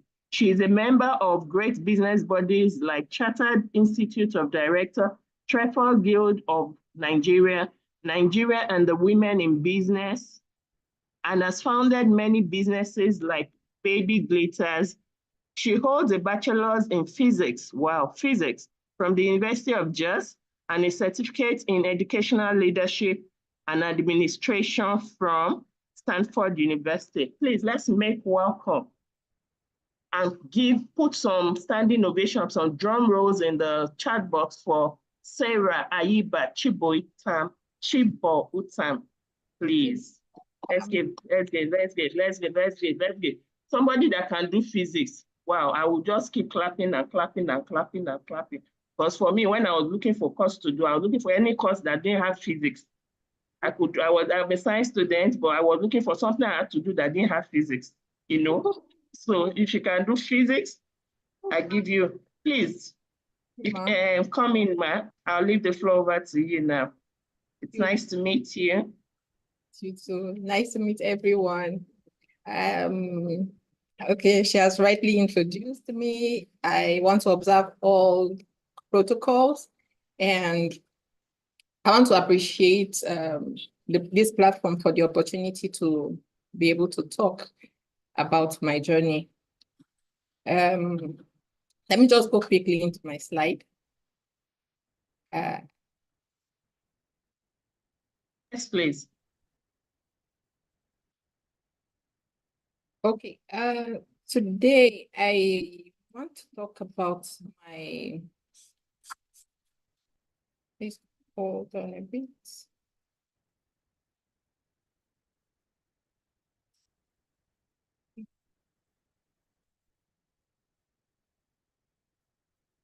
Sorry, I'm trying to. Okay, I want to talk. Please, can you see my slide? Yes, we can. Yes, Yes, I we can. can. Okay, all right, thank you. So I want to be sharing business from my personal experience and perspective. As they rightly introduced, I've been in business for the past 7 years. This will make it my 8 years in business, in a thriving business. And sometimes I just feel like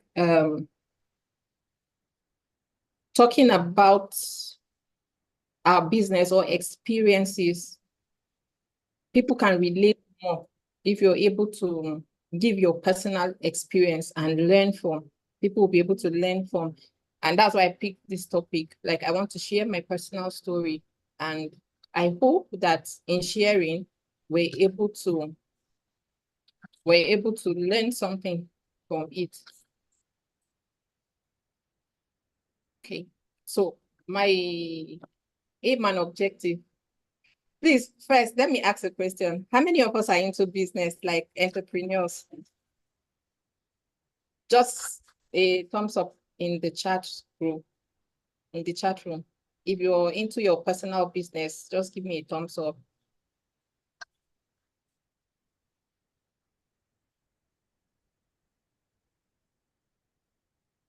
Hey. Sorry, I'm trying to navigate. Okay. Thank you. Thank you. So, the aim and objective of my talk is to inspire and motivate current and aspiring entrepreneurs, especially in our current economic situation.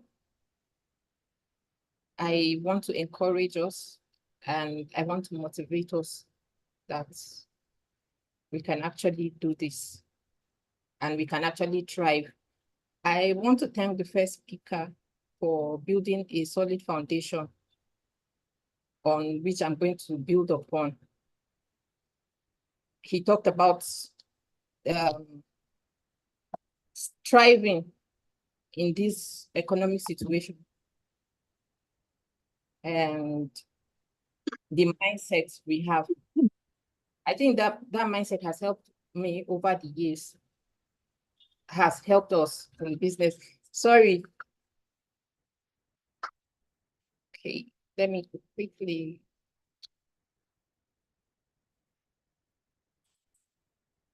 Sorry, I'm trying to navigate my screen. Okay, so my personal journey.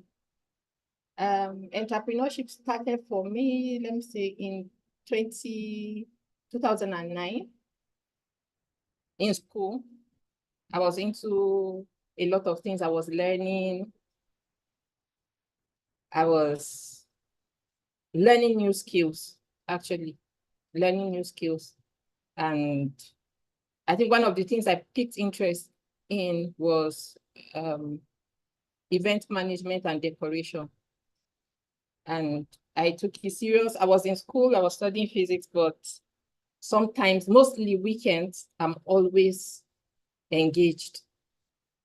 Then fast forward to 2017, I got married in 2016.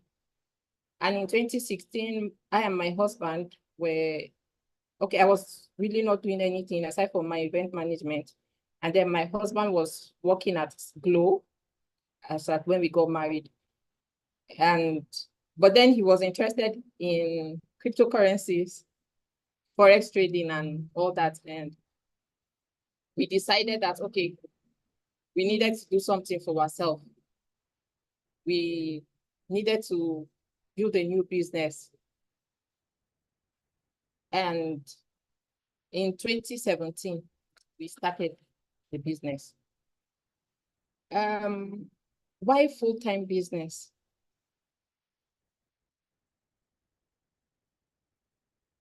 I think, number one, I wrote passion. Passion for what he does. Passion for what we do. We're passionate about our financial freedom and the impact we'll be able to make. We were not settling for less. And we're like, okay, let's go for this. Can we do it? And sorry, as a startup, the challenges we faced, please, those of us that started businesses, I don't know, please, can I get someone?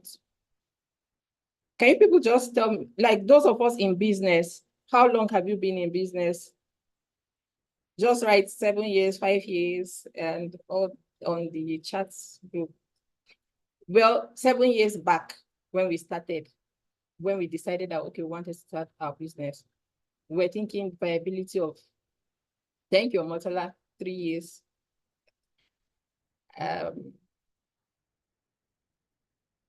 The viability of the business. The kind of business we do, we sat down with my husband and we were like, will this thing work? Thank you, Ma. Will it work? We've not really seen the prototype in Jos, where we stay, or even in Nigeria after then, like we're into cryptocurrency and forex trading, and it was like, can we do this? Is it possible? How long are we going to stay? Are we building this to last? So we're thinking like before we started the business, and I know and I'm sure that a lot of us are thinking, will my business thrive in this harsh economy? Will I be able to, okay, will I be able to stay? What's the staying power of the business and all that? And we thought of it before we started our business. We're like, will the business thrive? What are the risks and opportunities that we confront in the business? And there's a lot of risks, especially for people that know a little about the kind of business we do. There are a lot of risks and there are tremendous opportunities also. So we're like, okay, should we go for it, or we should just remain in where we are and settle for less? And then we were thinking, okay, how do we secure funds? In Nigeria, currently, people don't want to borrow you money. okay, how do you assess fund? How do you start up your business? Where do you go? Because capital is essential. Once you make up your mind that, okay, I want to do a business, the next thing is capital. Where do I get money from? How do I raise money? And for me, practically, because I'm sharing my practical example and experience, for us, first, we believed in ourselves. We believe that we'll be able to succeed in the business. Our mindset was set. And then the next thing was, okay, funding. Where do we get funding from? We're just young couples. Where do we start from? Who do we go to? But then, okay, at a point, we had someone that believed in us and decided to invest in us. As at that time, I think he gave us like 350. And we were like, okay, thank you. Where do we go from here? From that point, first, we had a plan. We knew what we wanted. If you get your fund, what do you do with the fund? For me, I always say something that before you have money, before the money comes, think of what you want to do with the money so that when the money comes, you know where it's going to. Already, before we secured the funds, we knew, okay, in fact, I wrote it like ABC. This is what we need, down to broom. Like, we're going to need broom, we're going to need packer, we need an office space, we need this, we need that, even before the money came. So when the money came, we were prepared, like we knew what to do with it. The first speaker talked about having money at the early stage, at his early stage, like some 20, I think whether he said 26 years ago, and they just used the money. I think fortunately for us, as of when we got the money, we knew already what we wanted to do with the money. And when the money came, the first thing, we got our office space. We got the things we needed for the office and all that, everything that was needed. The ones we couldn't get, no problem, but we started. In this place, I want to encourage that sometimes when you have a dream, when you have a purpose, you shouldn't wait for the perfect condition, because there's never going to be a perfect condition. Start, no matter how small, no matter where you are, just start. Don't wait till you get the whole thing. Just start. But you cannot start if you don't have a plan. You cannot start if you don't have a purpose. You cannot start if you don't have a laid down plan. So I want to encourage, especially when it comes to money, please know what to do with money before the money comes, so that when the money comes, you will know how to allocate it properly.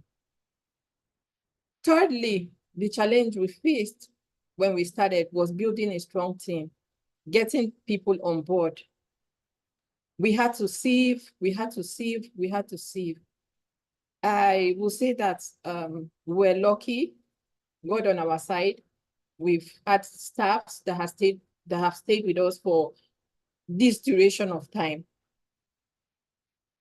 And that's another key thing: collaboration, staffing, trainings. They are very key to setting up a business. And for us, we were fortunate enough to, have great people in our circle that were able to help us, that were able to stay, even when we didn't have much, even when we were growing, like a child. And I also, for those of us that are not in business for ourselves, there's actually nothing wrong in supporting a growing business, even when it looks like it's not going to work or it's not going to stand. Believe believe wherever you're working, please be diligent with the work.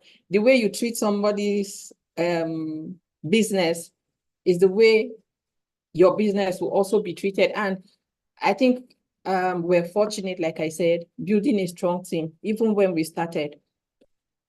Then our marketing and sales, we were like, okay, where do we go from here with the marketing, with the sales? How are we going to, starting in a business that people practically know nothing about, or what they know about the business is fraud and scam. Like I say, we're into the crypto market. And when you hear crypto, it's like, hey, crypto wants to steal my money. Please, do any of us know anything about crypto? If you've heard about cryptocurrency, when I say crypto, if you're aware of cryptocurrencies and forex trading, please let me see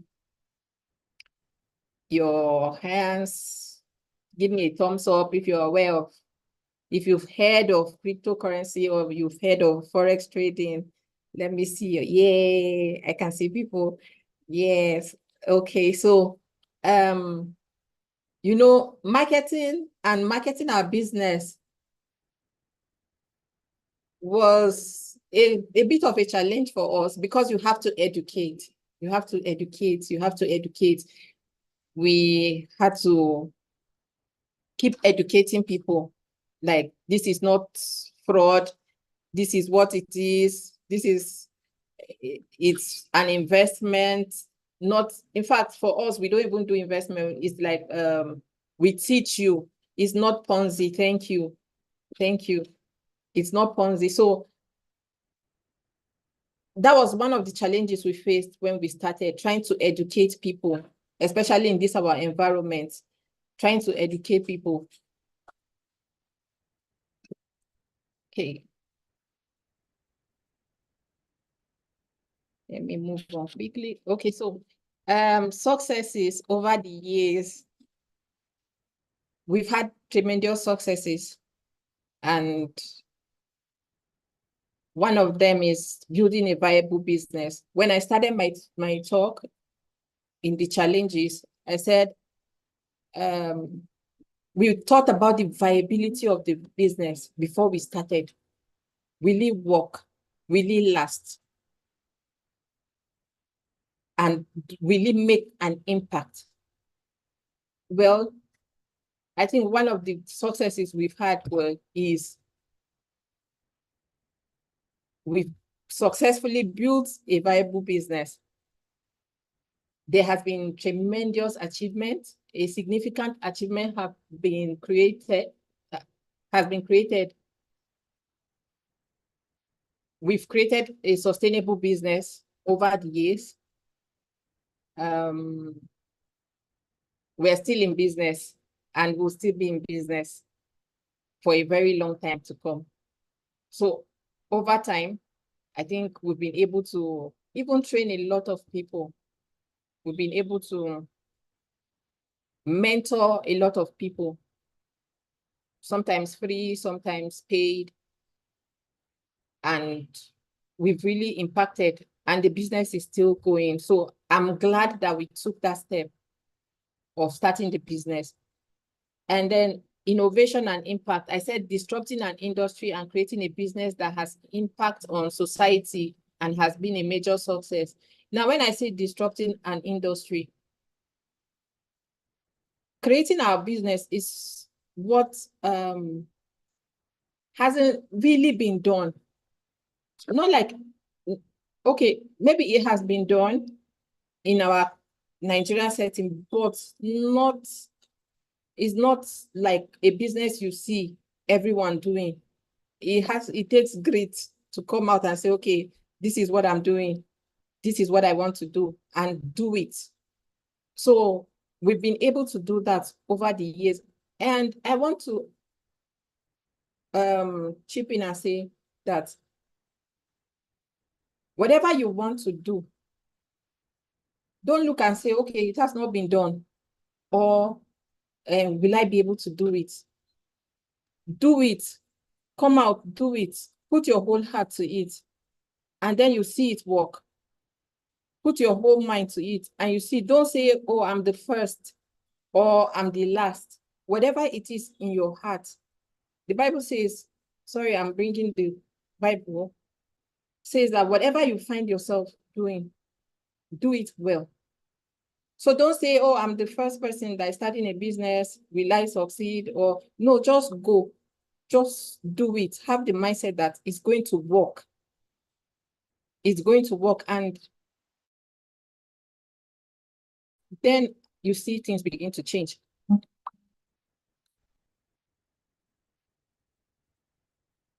Please, I hope we're learning something.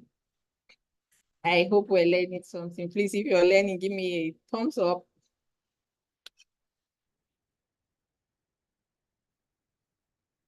Thank you. Thank you. Thank you. Thank you. Thank you.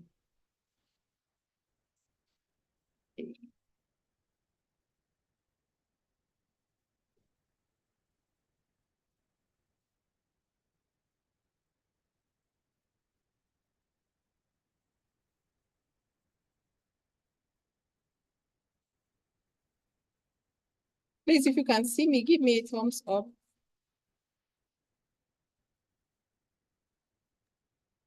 We're seeing your screen. Okay. Okay. So another success in our business is overcoming the challenges that comes with business. And with the kind of business we do, we have a lot of challenges, a lot of challenges. There are times where we feel like we want to give up. I can remember in 2018,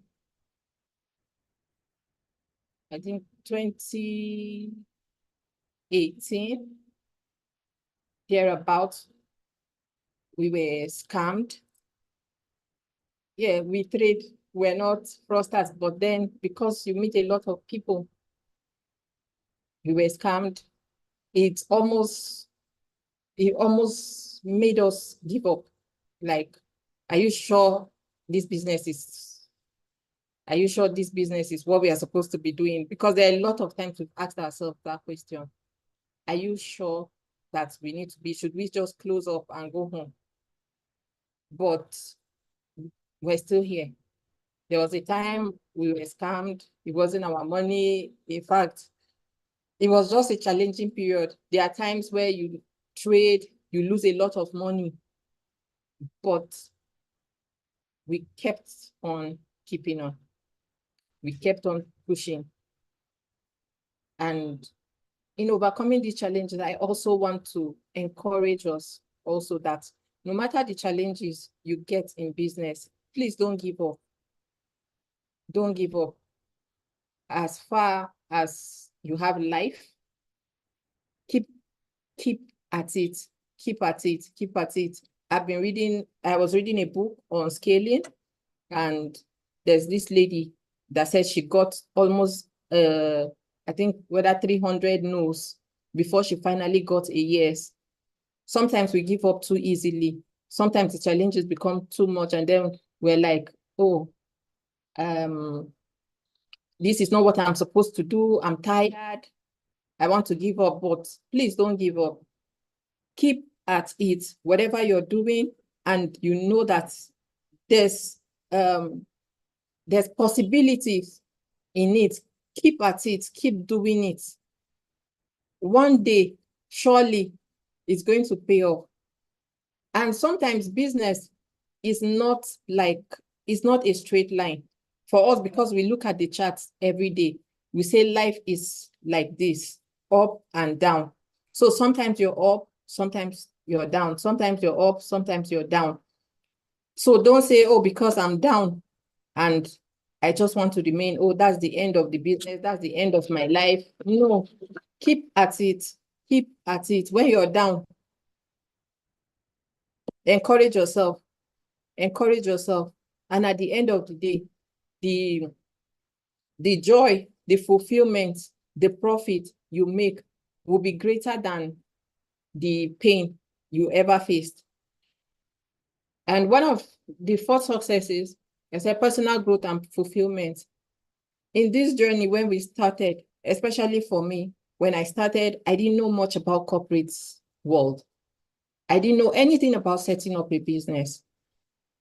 I was just a fresh graduate, newly married. But over the course of the years, I've learned, and I'm still learning.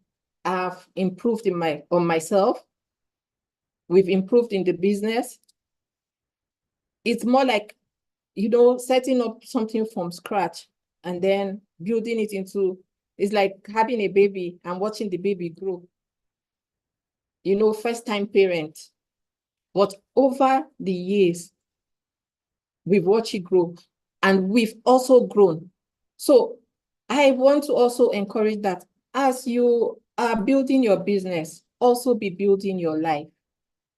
As you're building your business, also be updating your life to move with the current tide. Don't say, okay, I built the business and this is how it is. No, there's a lot of innovations. There's a lot of opportunities for you to grow personally. So in the course of setting up the business, I personally have had the opportunity of growing. I've had the opportunity of joining, of joining bodies that have highly improved my productivity in the business. From not knowing nothing about setup or startup to being able to start up businesses, not just one. I'm picking the crypto and the forex because it's like a mother business. But there are other things, and it's in the line of it that we've personally have to grow. So I want to encourage that as you grow in business, as you grow, even in whether you're in a corporate world or you're in your business world, please make room for personal growth and development. There's a fulfillment you get from me when you look back and say, yes, I've actually grown. And the lessons I've learned, embracing and overcoming failures, yes. Like I said, the business world is not a straight line, or it's not an uptrend. There's an up, and then you come down, and then you go up, and then you come down. So your ability to overcome failures is very, very, very key. And over the years, I have learned that some days you fail, but you have to get up.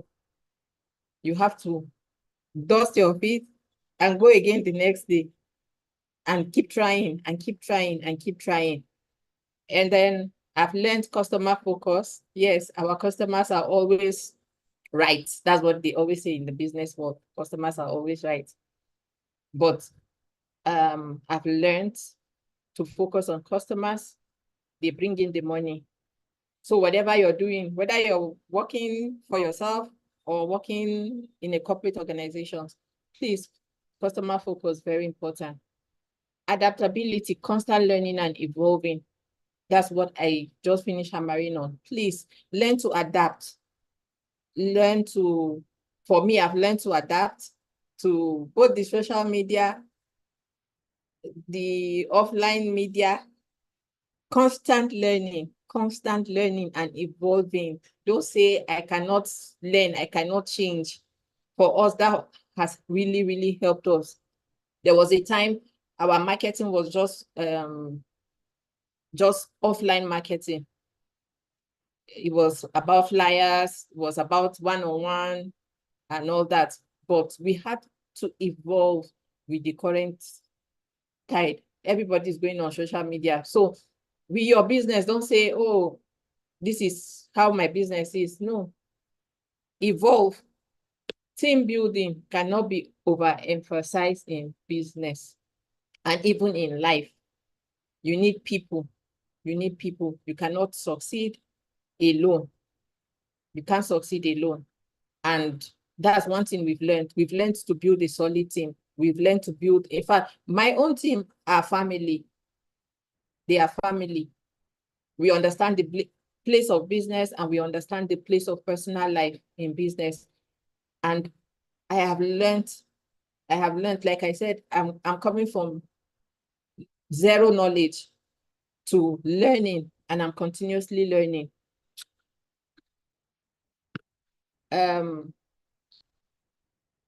Giving back to the society.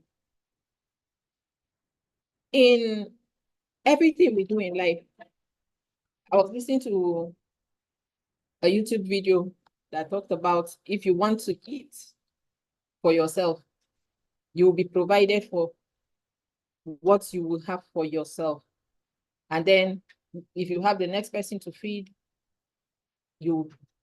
God will provide for you.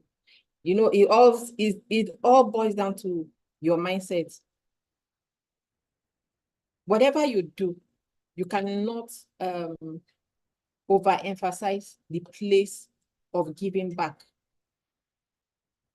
And one of the things that has helped us in business is we find a way in our business to give back to the society.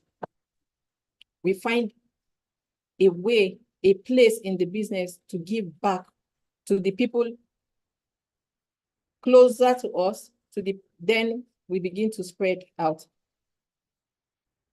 For us, we do mentorship. I think 2 years back, we did a 3 days free training for the people of Jos.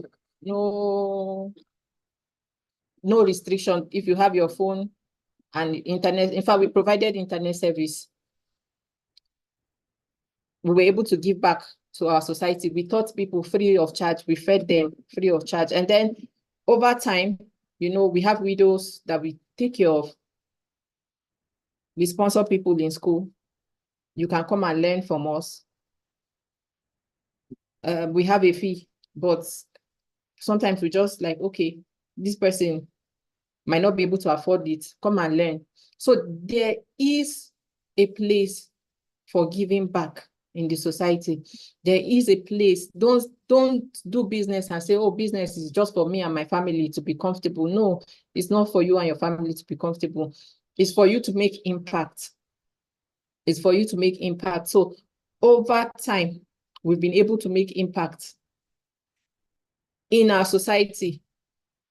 We've been able to, like I say, give to the less privileged, sponsoring and promoting impactful events. Your business is not for you alone. It's for the world.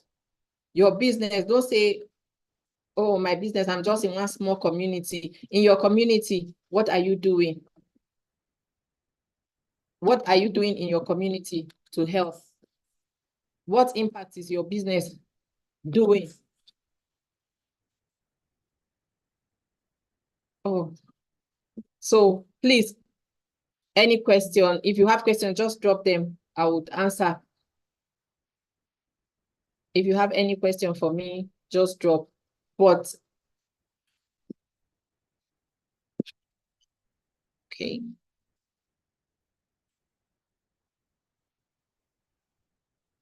Now, shortly, please, before I go, I wrote mindset and spirituality. As a man thinketh, so he is. I could talk a lot about this. The first speaker, Mr. Alta Joshua, said a lot about mindset.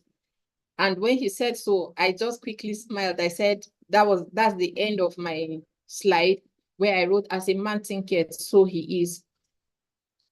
In my world, there's no impossibility. Money comes to me easily. I always say that. There's no, whatever you think, that is what you are. When it comes to business, how you see your business is how the business is going to look like. If you see it thriving, it's going to thrive. If you see it struggling, it's going to struggle. And don't limit your mind to, oh, Nigeria is hard. So he said something, he said, in the economy, there are people that are suffering and there are people that are not suffering. So you decide which parts you want to be, whether you want to suffer in the economy, join people and talk about the suffering, or you want to thrive. And I believe that there's no business, if you put your mind to it, that cannot thrive. Where people see failures, others are seeing opportunity. So as you think, that is what you will see. Because largely what we see physically is what our mind have conceived. And there's a scripture that said, you transform by the renewing of your mind. So whatever you want to see as an entrepreneur, don't say entrepreneurship in Nigeria is not working. Everything is possible. For me, it has been possible. I've been able to diversify from here into real estate, into opening another business, like going from one to the next, to the next, to the next. So it's possible. It's possible. Please, if you believe that it's possible, send me your favorite emoji. And I hope that my little encouragement, because I would say encouragement, I'm just here to encourage. I'm here to tell you that you can thrive in any economy. You can thrive in anything you set your mind to do. And if I can do it, I believe that you can also do it. I believe that our business can thrive in Nigeria. I believe that we can make it. I believe, yes, that it is possible. Thank you. And thank you. Please, if you have any question for me, you can drop. Maybe you want to know any, if you want to know anything about my business, or you can just drop it.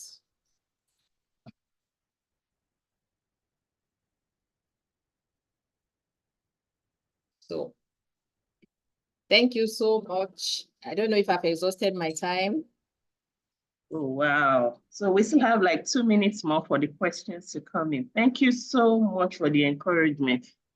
Before I just conclude that today's session is about mindset shift, let's wait for our last speaker. But I know all our speakers today have talked about mindset shift and having that change in mindset shift, looking at possibilities and stop thinking about impossibilities. Thank you so much. I've learned so much. I have a question before I say some other things I've jotted down very much. You said you talked about building a strong team, and you mentioned that your own team are majorly family. I just want to understand, but sometimes even those that are not family, sometimes it's very tough to work with people, sometimes to get the right team to work with you. Have you been able to ensure that the family or the team follow due process and do what they're supposed to do without so much, I'm not sure if you don't have headache, but without so much headache or without problems? Okay, without friction in the family. When I said family, I mean we brought our team and make them family. Oh, right. Okay. Yes. Although I and my husband are family and of the team, but we know our function. When it comes to office work, whatever you're doing in the office, is stated out.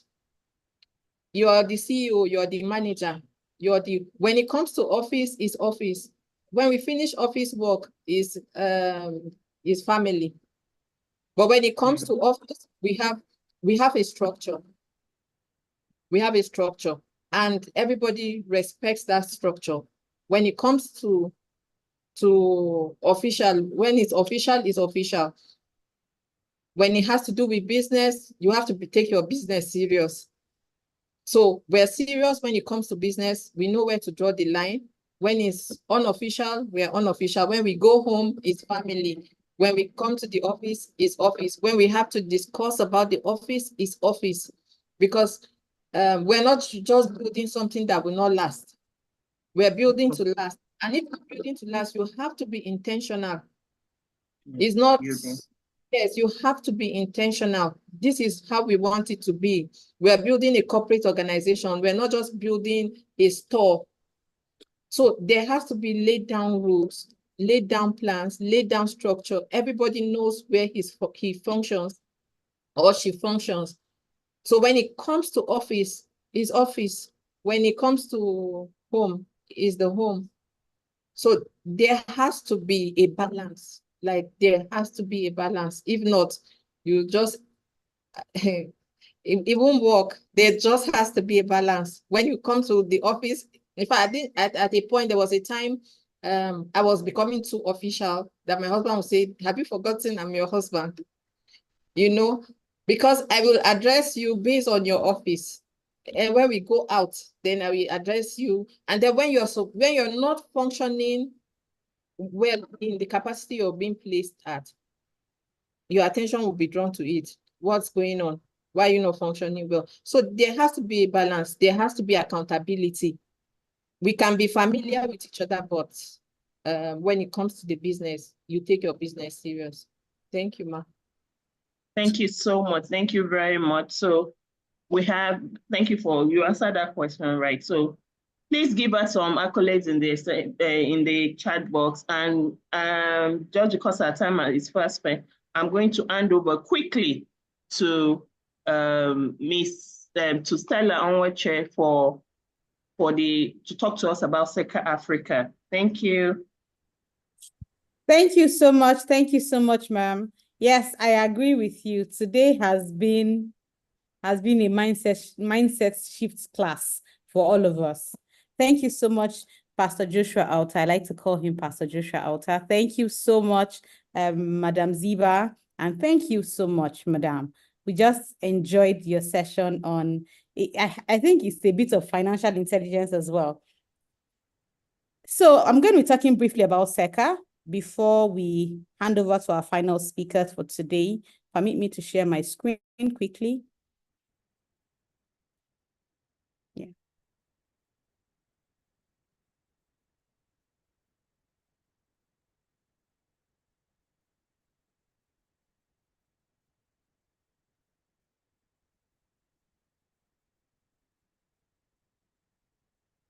Okay, can you see my screen? Yes, we can. Okay, so yes, a brief introduction of who I am and why I'm here. So it's a pleasure to talk about our vision and mission. And then also I'm here to tell you that SECA Africa is not just a consultancy firm. We don't just do consultancy, because a few people know us with that, but no, we're here to help you on your journey to success. We're here to partner with you on your journey to freedom and success. Yes, our journey, we're committed to strategy, processes, behavioral change, coaching, training, mental health services. We provide you mental health services. So I'll just run quickly to our services. Yes, like we mentioned, we do strategy, processes, trainings, coaching, behavioral change, mental health services, amongst a lot. This is our core services. So with SECA Africa, if you're just coming in touch with us, we usually hold a mental health buffet every month. Every month we hold a mental health buffet, because this is our contribution to the society. This is one of our contributions to the society. And these sessions are usually very free, very free. So this April edition, we're going to be focusing on digital well-being and screen time management. The world is not going to go any less digital. So it is time for us to be intentional about how we manage our screen time, and then the use of digitals, the use of our laptops, our desktops, and how we allow the children, at what age is a child supposed to have access to these tools? This is where you learn a lot about mental health and everything that the impact of the impact of screen time on the mental health of a child and then an adult as well. So join us tomorrow. We start at 5 p.m. We do it for 2 hours. Later 6:30 we're done. At most we're done at 7. So join us tomorrow. Link will be shared shortly in the chat room. And then our very, very beautiful course happening next week. We have a 5-day coaching course. It is called the Life Coaching Class. This is a class you attend and you become certified to be called a life coach after you have submitted your 100 hours of coaching, of course. So who is a life coach? A life coach is one person who can help you in any area of your life. So when you come in and you become certified, you are able to help other people in your circle or outside your circle of influence. So this is a class you don't want to miss. It is a skill that's when you acquire it is for life. So it's not a skill that comes in handy only when a particular niche is called. No, it's a skill that can be used in any area of life. So like you see on my screen, you have the lifestyle, you have goals, you have mentorship, you have advice, strategy, motivation, any area. So, and this is also one course that is very lucrative. Yes, you make a lot of money from life coaching. So this is a worthy investment. If you ask me, it's a worthy investment. What is a life coach? Of course, one person says a life coach is a personal trainer. Another person would say life coach is one person who helps you through a challenging time. A life coach is a person who has a toolbox to help you navigate any area of your life as long as you can ask the right questions. How do you know what questions to ask as a life coach? Come to class. Come and learn how to ask the right questions to get the person or your coachee moving from point A to point B. So we had a discount for this class. It was 25% discount. This 25% off last week, and then it elapsed yesterday. But we are here to offer it again. Yes, you get to pay 300,000 instead of 400,000 to attend this class. And we have limited slots. We've made plans for 15% and we have 2 more people to go. So if you're interested in attending this class, pay a total sum of 300,000 to be in this class. And what do you stand to gain? A lot. I want you to come to class. Life coaches on the call, you know what I'm talking about. As long as you're using the skill you have acquired, you are going to make a lot of money. It is a very lucrative job. It is from the discount elapses on Monday at noon. Monday at noon. If you don't pay your deposit between now and Monday 12 noon, you don't get to enjoy the discounts. Yes, you can pay a deposit of 200,000 to enjoy this discount. Pay a deposit of 200,000 between now and Monday noon, and pay your balance before the end of the class. The class ends on the 28th of April. That is Sunday next week. So we start classes on Wednesday and to run through till Sunday. Our facilitators, we have posted. We have very high personnel coming in as our facilitators. Yes, sorry about the lights. Our faculty is very, very robust. We have a very robust faculty. Come and join us in this class and be certified as a life coach. Your discount is valid until 12 noon on Monday. 12 noon on Monday. You get to enjoy this discount. We have another class coming up on the 27th. For those of us that know OSP, for those of us that are OSPNs, you know the impact or the brand or the group has had on you, the community has had on you. A lot of us have grown through communities. A lot of us have seen communities come through for us. So come and learn how to be a brand mastermind using community. Come and learn how to be a brand expert using community mastermind. Yes. And this class is happening on Saturday, and it's a whole day class. It's a whole day, 10 to 4 p.m. there's no discount for this, but we can offer a 10% discount. And I hope you're not on the call. Yes, we can offer a 10% discount, but this is valid until 6 p.m. today. So if you get to pay, 90,000 until 6 p.m. today to be in this class. Let's go to the next class that will be happening. Okay, so 25% discount is still up for life coaching. Hurry now, get on board, and then be certified as a life coach. You can reach us on all these platforms. Don't forget to follow us, like our pages, call us if you have any information, you have any question you need clarity on. My colleagues will post our contact details in the chat room. Please ask me your questions now. Thank you so much, madam. I am done for now. Thank you very much, Miss Stella Oche. Thank you so much for that. I hope we had a lot of newbies and new attendees for today's session. I hope you have taken in all the contact details for SECA and to join the community. Another thing, Ms. Stella, when you talked about, we said today, you said financial training, financial education, and also SS shift. Another thing I learned is most of our speakers, in fact, they all talked about community, which is one thing SECA Africa is strong in building.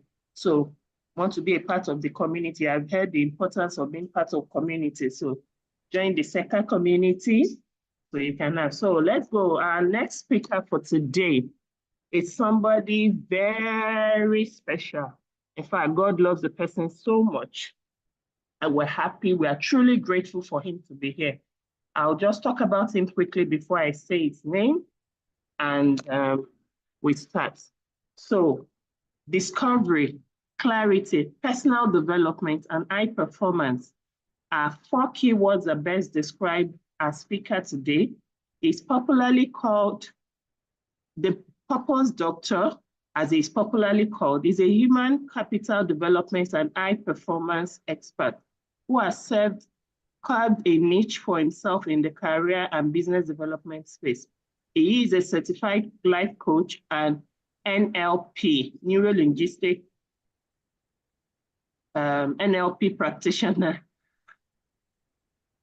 certified business management consultant, certified career analyst, human resources and media practitioner, keynote speaker, trainer, and the general manager, Midas Radio 90.5 FM. His approach is to help his clients navigate through the path of self-awareness, self-discovery, self-mastery, and self-actualization. His forte includes strategy, personal discovery and assessment, emotional intelligence and career mentorship and development, exceptional customer service, leadership, occupational safety, business development, marketing, and sales, just to mention a few.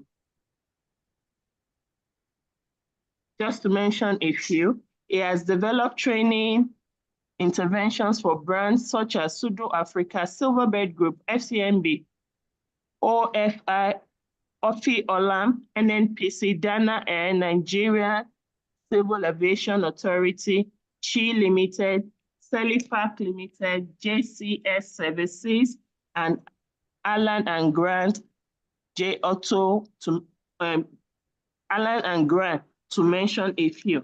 A graduate of University of Lagos with a BSc in Applied Mathematics, MSc in Human Psychology from the Liverpool John Moores University in UK.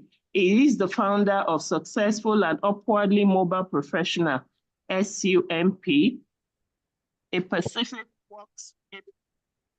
Pacific workshop designed to help career and business professionals experience productive and rewarding lives. He hosts a weekly radio program called The Boardroom Convo and a weekly podcast called Wise Nuggets, designed to help career and business professionals stay motivated, engaged, efficient, and effective doing what they love. He recently authored books such as Get clear on your career and the career game changer.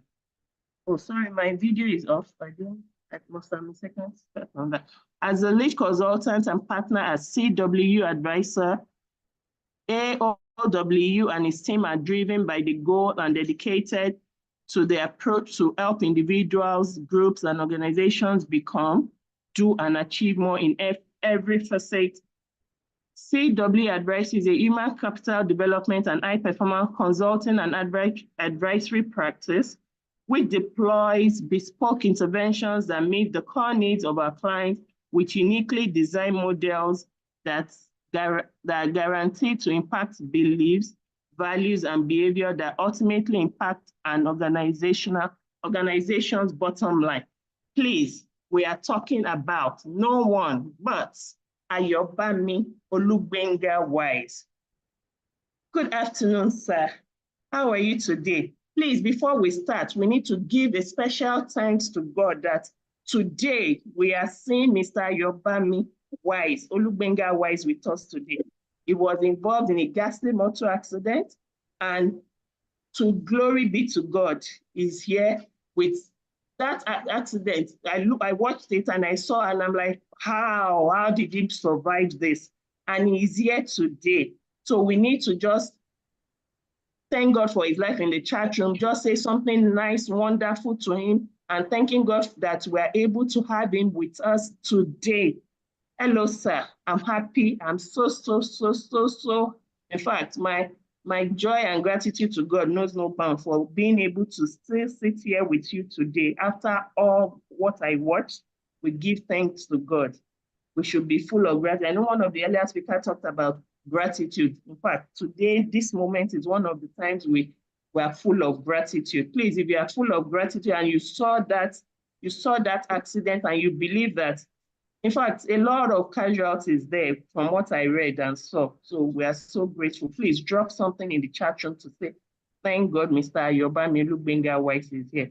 Please, how are you feeling, sir? How's your health? Very well, thank you, ma'am. I'm so excited to be here, and I hope you all can hear me. I hope I'm loud and clear. Yes, we can. Yes, you're loud and clear. All right, thank you very much for the thoughts, for the goodwill messages, for the support, the prayers. I am so glad and appreciative to everyone for everything, to those who reached out, to those who sent messages and called. I'm so grateful. Thank you very much for the love, the concern, the empathy, and the support. God bless you all.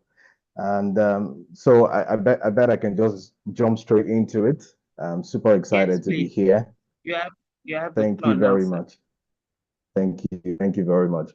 First off, I'd like to say a big thank you to the entire team at SECA, and of course, championed by Coach Sam Obafemi himself.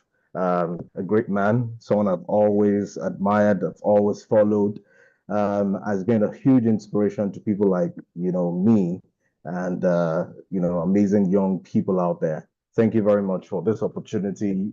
As always, I don't take this kind of privileges for granted, and I'm super excited to be a part of this month's edition, of the Pan-African, movement, basically.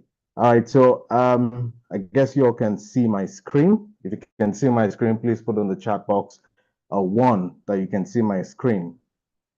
Just put on the chat box a 1 that you can see my screen.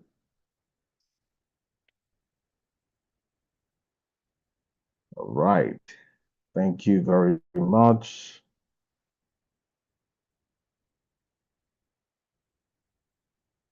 Thank you for confirming that. All right, so we say I have quite a number of people in there.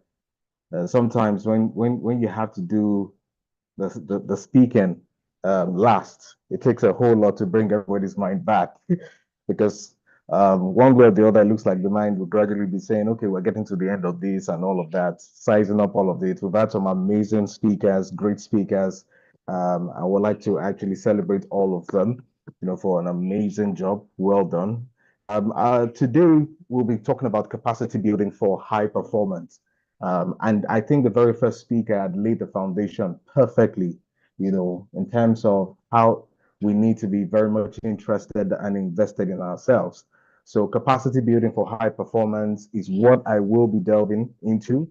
And I'm looking at effective personal development strategies that could help you become a better person. As introduced, everything around human capital development and high performance happens to be, what is big deal, for people like me. I will get down to work and to business to ensure that individuals, groups, and organizations become better, do better, and can achieve more, out of life. Okay, so let's hit the ground running. No need to introduce myself again.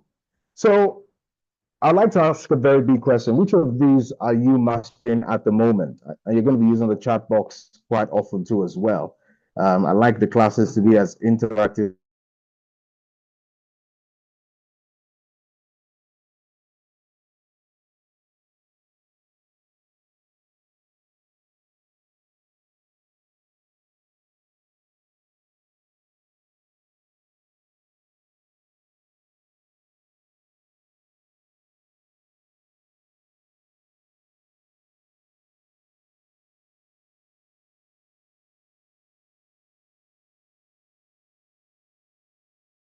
Hello?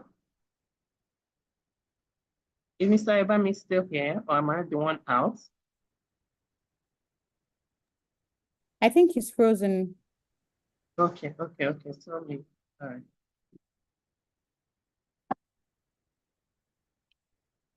So let's just give him a moment to come back.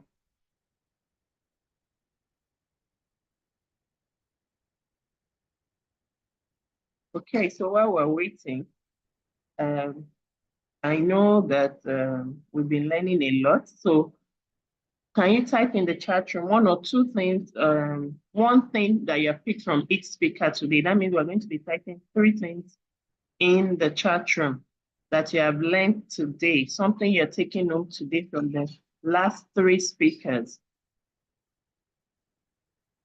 Let's drop in the chat room, or if you want to unmute yourself and say something, I think we should do that. We've been typing a lot. Let's unmute and say something. One thing you have learned from each speaker. So you have to tell us 3 things you have learned today while we wait for Mr. Ayobami Olugbenga, AOW. So I know from the last speaker, I learned that when you want to start a business, you have a passion, you think of your financial freedom that comes with it, and then you think of the impact you're supposed to make. Okay, it's back. All right. All right, sir. I'm so sorry about that. I had a power change that took me off the Wi-Fi and I had to switch back. Sincere apologies about that. Okay, so can you all hear me now?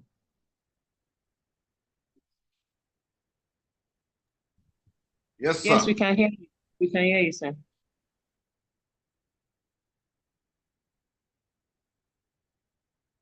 Okay. So I was asking a question just before the network took me off, and I said, which one of these 2 are you mastering at the moment in terms of building yourself and building relationships? If you can see my slides now, please kindly confirm in the chat box that you can see my slides.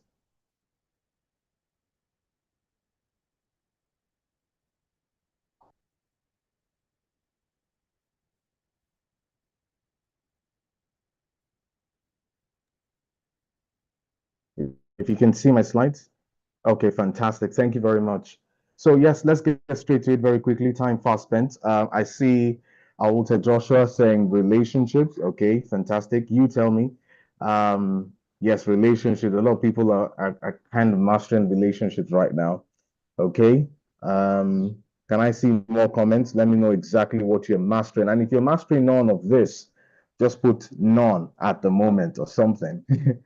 Okay, building both ends. Okay, fantastic. That's really good for Toyin Ayedun. Okay, so yes, that's good. The beauty of this, is that for you to actually value relationships, you value relationships and relationships value you off the level of capacity of self that you have built. So you're able to sustain good relationships as a result of the value you're able to bring to that relationship, or those relationships. Okay. And so the value you bring to those relationships are indicative of the level of development that you have gone through as a person. So building self is very key to becoming more meaningful and valuable to relationships. And of course, relationships are key to taking the built self or the building self to the very destination you've always wanted it to be. I don't know if that makes sense to someone particularly.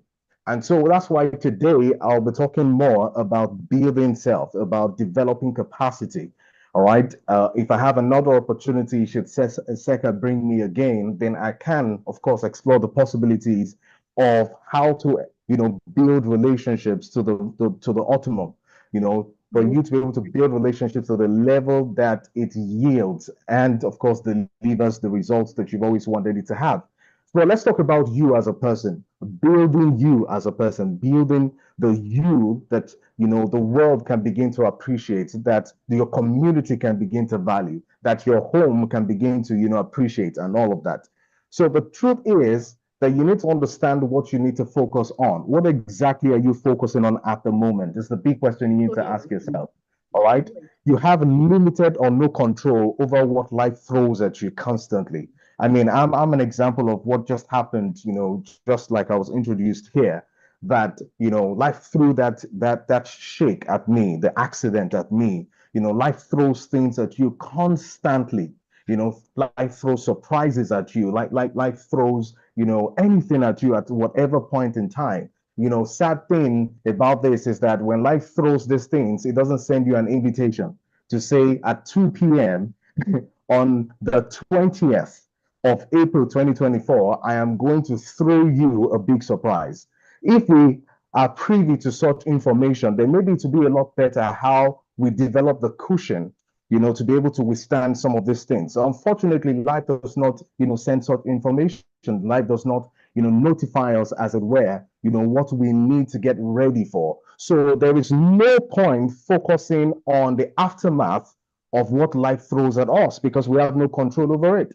The only thing that we have control over is the who and the what that we become to be able to handle whatever life throws at us in surprises. I don't know if anybody got that. All right. So in order to shift focus, and of course, maintain some level of poise in your circle of control, you need to say to yourself that irrespective of what life throws at me, that is not my focus. If I'm able to face some challenges and surprises, that is not my focus. My focus will be to develop the me that and become the who and the what that can handle whatever life throws at me. I don't know if anybody got that. If that made so much sense to you, I want you to put a 1 on the chat box. I want you to put a 1 on the chat box if that really made so much sense to you, particularly in terms of changing your focus. I mean, we're talking about building a positive mindset, all morning and all day. And this is just absolutely profound. So enough of, focusing on the wrong things, enough of looking at what has not happened and then what may happen, quote and unquote. I think you need to focus internally and begin to say to yourself, all right, what is that thing that I'm lacking in that I can begin to increase on and develop, some level of prowess in, such that over time, whatever life throws at me, life even is surprised by how I react to it, because life did not even know that I've been working in the background, developing A, B, C, D, E to be able to withstand E, F, G, H that life throws at me. So that's exactly how it is. So focus less on the demands thrown at you. Focus less on the things, that hit you, but develop a maximum focus in building the capacity to handle the challenges that life gets to throw at you. Okay, so how do we build capacity? And that's why we're moving on as fast as we can. How do we develop capacity? Well, I call it the 3 I's of passion. The last speaker was talking about passion just now, and which is a very, very important and vital tool for our businesses, for our lives, for our careers. And one thing we must realize is that passion does not exist just by itself. Passion is bigger than I like something. Passion is bigger than it cost me something. Passion is an encapsulation of 3 I's. First is interest, and then the next is involvement, and then the third is investment. So take an interest in yourself, and it tells me that that is the first baseline of what you're passionate about. What are you interested in? All right, I'll give an example as to when a man is trying to chike a woman, and of course, when a man is trying to chike a woman, there is first the interest. I like this woman, I like what I see, and all of that. And then, of course, then the man begins getting involved in that woman. The involvement in that woman is him walking up to that woman and beginning to ask questions. So, okay, so what's your name? So what do you like? What are you doing at the moment? And all of that. But that doesn't end there. The next and the final step of how passionate you are about the person that you've just identified is to invest in such, and then you invest in your growth. So you invest in the growth of that relationship, and then you begin to take the woman out for lunch, or you begin to buy her gifts and all the like. So you take an interest in yourself, if you want to build capacity. So you say that you are supposed to be able to, speak better than you speak at the moment. But how much interest have you taken in yourself as regards communication? How much interest have you taken in yourself as regards, watching people speak and then paying attention to how they speak and then, and all of that? How well have you gotten involved in your own development to be a good speaker?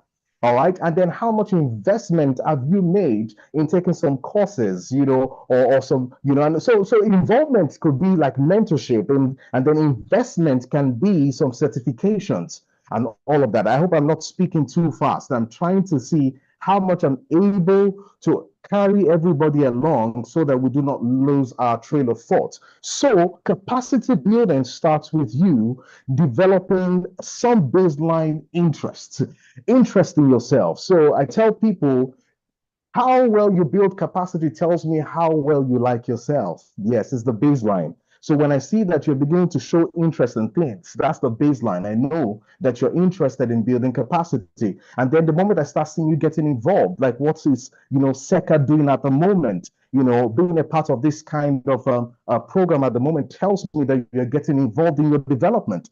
And that is capacity building in itself. And then now, Stella has listed out some courses that, SECA will be doing, right? And it requires some level of investment. The moment you take a walk away from that, it tells me that you're not hungry for capacity building, because capacity building is beyond the interests of saying, I want to be a better person. And then it goes beyond the involvement of coming for programs like this because it is free. But it moves a step and a notch higher in what? Investing in your own growth, to say that I am worth paying that money for. I am worth paying for that course. I am worth paying for that degree. I am worth paying to start that business. I am worth it. If you do not see yourself as being worth it, then you don't invest in yourself. Then you don't think that you're worthy of that next step, that next level, that next paradigm, or that next horizon. So capacity building moves from just showing interest into becoming more involved in your own development, and then, of course, investing in your growth. So I want somebody to say to themselves and put in the chat box, I take interest in myself. Put it in the chat box. I take interest in myself. I take interest in myself. I take interest in myself. Another person can put in the chat box and say, I become involved in my development. I become involved in my development. And then another person can put in the chat box and say, it's time to invest in my growth. It's time to invest in my growth. So I hope I'm talking to someone here, today who is willing, to take charge of their life. Absolutely. Thank you very much, Alta Joshua. I take interest in myself. I take interest in myself. I get involved in my development, and then I invest as well in my growth. So let's move on. So what are the capacity building areas? There are quite a number of the capacity building areas. Whatever area that you'd love to improve on, most often than not, is summarized in any of these 4 categories. All right. It's either you want to build capacity, for spirituality and some physicality. It's either you want to build capacity in emotional, quotient and intelligence. It's either you want to build capacity in mind and intellect. It's either you want to build capacity, in aspects of socials, and all of that. Whatever it is, it means you're trying to build some adversity quotient, or you're trying to build some emotional quotient, or improve on your intellectual quotient or intelligence quotient, or you want to develop your social quotient. Well, before I get back to this, you as a person now begin to say to yourself, as regards my business at the moment, as regards where I am at the moment, where am I lacking in? What quotient jumps to mind? I want you to put in the chat box. Of all 4 quotients right now, at the moment, where is that area that you think you need to invest, or you need to be interested, involved, and then invested to take you to the next level? Is it an adversity quotient? Is it the emotional quotient? Is it the intelligence quotient? Or is it the social quotient? Put in the chat box if you can tell me which one you think is that area that you feel that I need to work on to take me to the next level. You need to be very honest with yourself. You need to be very honest with yourself. You need to be very, very honest with yourself. I need reactions on the chat box. I need reactions on the chat box. Which area do you believe that should you invest in right now will take your business as a business owner, will take you as a person to the next level? You're absolutely convinced. IQ, Alta says. MT says social quotient. Fantastic. I love the feedback I'm getting right now. All right. So the first step to building, capacity is first identifying the capacity gap. That's the first step. You need to identify the capacity gap. So just like 2 people just mentioned, and they said IQ and SQ, it means that they need to work more on their mind and their intellects, or they need to work on their social skills. So when you identify the capacity, gap, then the next thing is to identify the possible intervention that will help you mitigate this gap. So what is the intervention? The intervention, for those of you saying, I want to be able to improve my IQ, is to either get some education or certifications, or to go get some books or sponsored learning, or apply or be a part of a training or a workshop, or develop some skill acquisition, or be a part of some coaching or mentoring or volunteering. These are things that help to, quote and unquote, improve people's IQ. And then for the person saying that I want to be able to work on my SQ, your interventions could mean that you want to work on your communication skills, or your ability to sell, or your ability to work on self-branding, or improvement of knowledge, of product knowledge, or service knowledge. And these are the things that help to improve social skills. Somebody else might say, no, I think I still need a lot of help with EQ. And then we begin to work on self-awareness and self-management, social awareness, people management. And they know that if I improve in these areas, then I can move myself or my business to the next level. So identify first the capacity gap, and then identify the possible intervention that you require to be able to mitigate this gap. Now, before you take action, you need to evaluate the relevance of that intervention. So if you say to yourself, I want to embark on a coaching course, I want to embark on a training course, can you please evaluate the relevance of this thing? How viable is this? Where am I getting it from? Who am I getting it from? How valid will these intervention be in the next 5 years, in the next 10 years? There's no point getting and jumping on an intervention now that in the next 4 or maybe 2 years, it's probably going to be outdated and there will be something else that you should have been doing. So beyond identifying the capacity gap, you need to identify the possible interventions then of course evaluate the relevance of this, and then you assess the price to pay. And when I mean the price to pay, I'm not necessarily talking about money. I'm not talking about money, because the first three of this capacity building process has taken you from the level of interest to the level of involvement.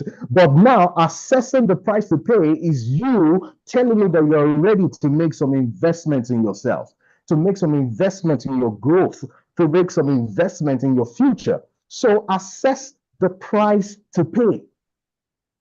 What will this cost me in terms of time, energy, and resources of people too as well? Because there are some prices that you will pay for the intervention that you're about to embark on that will cost you so much. So you need to evaluate it.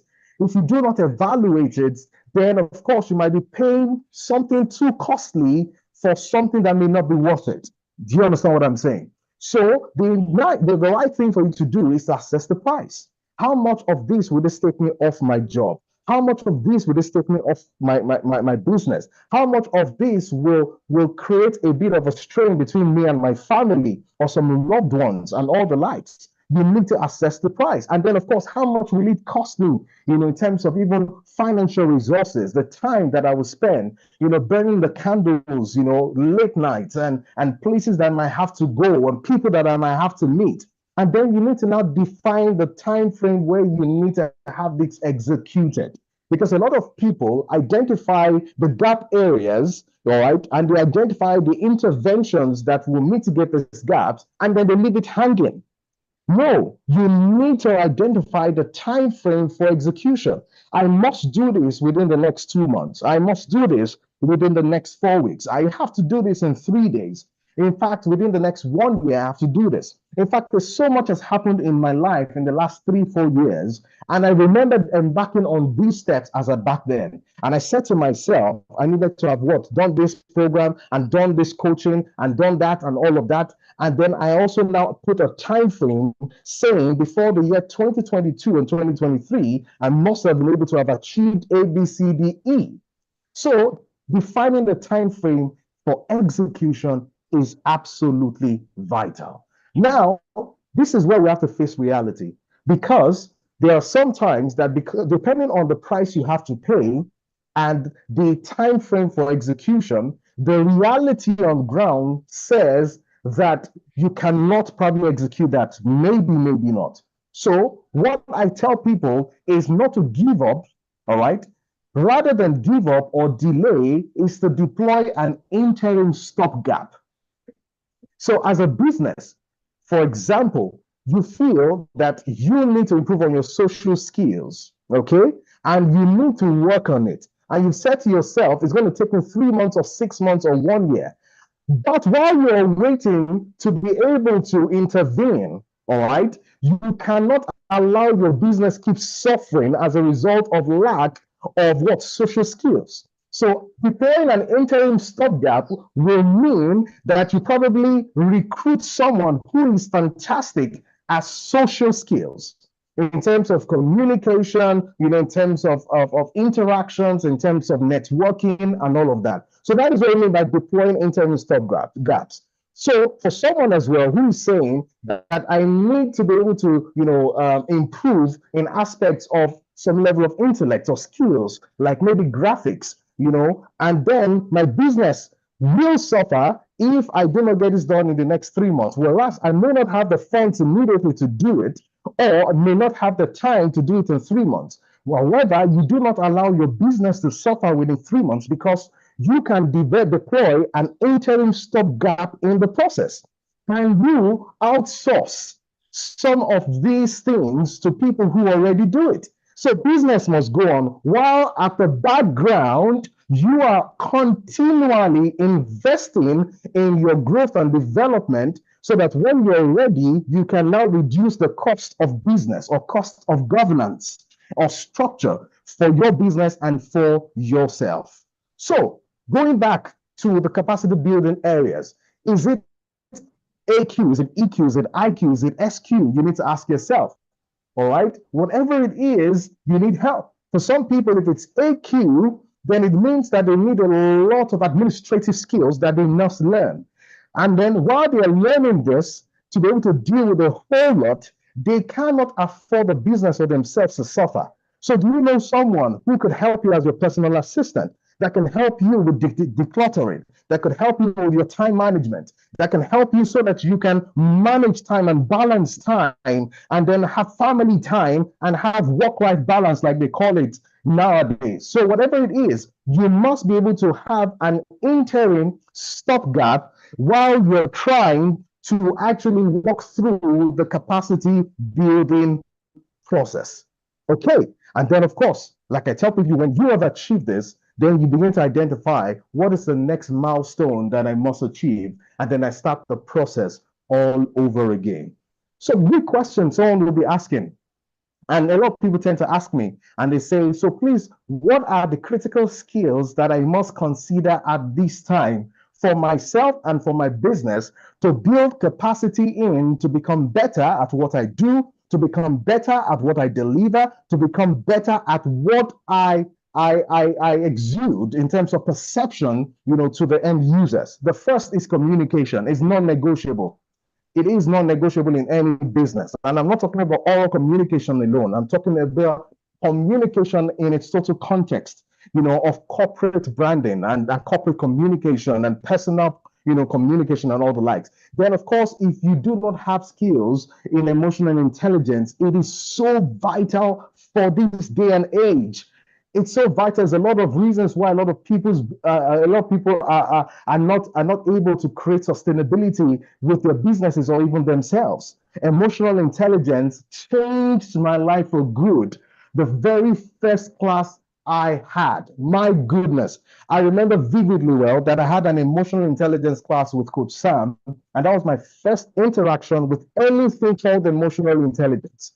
I was like, what is this thing called? What is it even used for? To what end is this? I started evaluating the relevance in my head. And then I realized that emotional intelligence was one of the skills that I needed to be able to take my business and myself to the next level. I embarked on it. I paid the price for it. All right. And while I was doing that, I deployed an interim stopgap.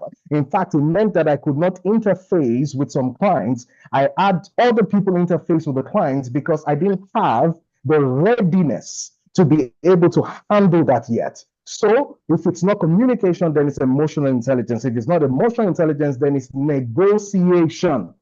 It is negotiation, the power to negotiate. Wow, a lot of businesses are suffering. A lot of coaches, a lot of individuals are suffering as a result of not being able to negotiate their ways through life, negotiate their ways through the next phase, negotiate their ways through the next level. The power of negotiation is non-negotiable, if you understand what I mean. So you must be able to identify your place of strength, know what you bring to the table, the marketplace, the table of life in terms of the marketplace, in exchange for value that you actually have and can get back as well. And then another is problem solving. The ability to solve problems comes with critical thinking, which is another skill that is non-negotiable. Whether it's critical thinking or problem solving, I'll put it in the same box. It's the reason why a lot of consultants can never go hungry. The ability to critically think, to come up with beautiful products and solutions, for a lot of brands and businesses. It's a skill. You can learn it. It's all about exposure. It's all about experiences. It's all about environment. I always say that when it comes to critical thinking and creative thinking and all of that, there is nobody that cannot evolve through it. It's all about changing 3 E's. What are the 3 E's? Your environment, your experiences, and your exposures. Change what you see, what you constantly see here and all. Change what you constantly experience. Change everything about your environment, your experiences, and of course your exposures, and it will change everything about your business and yourself. The next one is networking, which is the second part of what I asked earlier. And I said, which one are you working on? Personal development or people development in terms of relationship building? Relationship building is so vital. It is so vital. I pray that I have another opportunity to be able to share that with you, because I don't care how good your business is. I don't care how you, as the visionary of your business, is. If you don't know the art of networking or building relationships, there is this far that you or your business can go. You need people. You need people to leverage on. And the last speaker said and spoke volumes about it. And then another skill is decision making. Ability to make what? Vital decisions in businesses. These are the skills that you can consider for you to be able to what? Bridge the gap. For you to be able to bridge the gap. Now, I want to teach a skill very quickly. And I want everybody to pay attention. All right? I want everybody to put in the chat box, type attention, attention, attention. And if you have a bottle of water too as well, please try to get, hydrated, as much as possible. But I want to see in the chat box, attention. That will make me know that you're paying attention.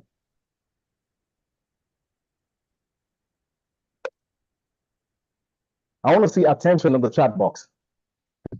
Is this making sense so far? I want to see attention in the chat box. Is this making sense so far?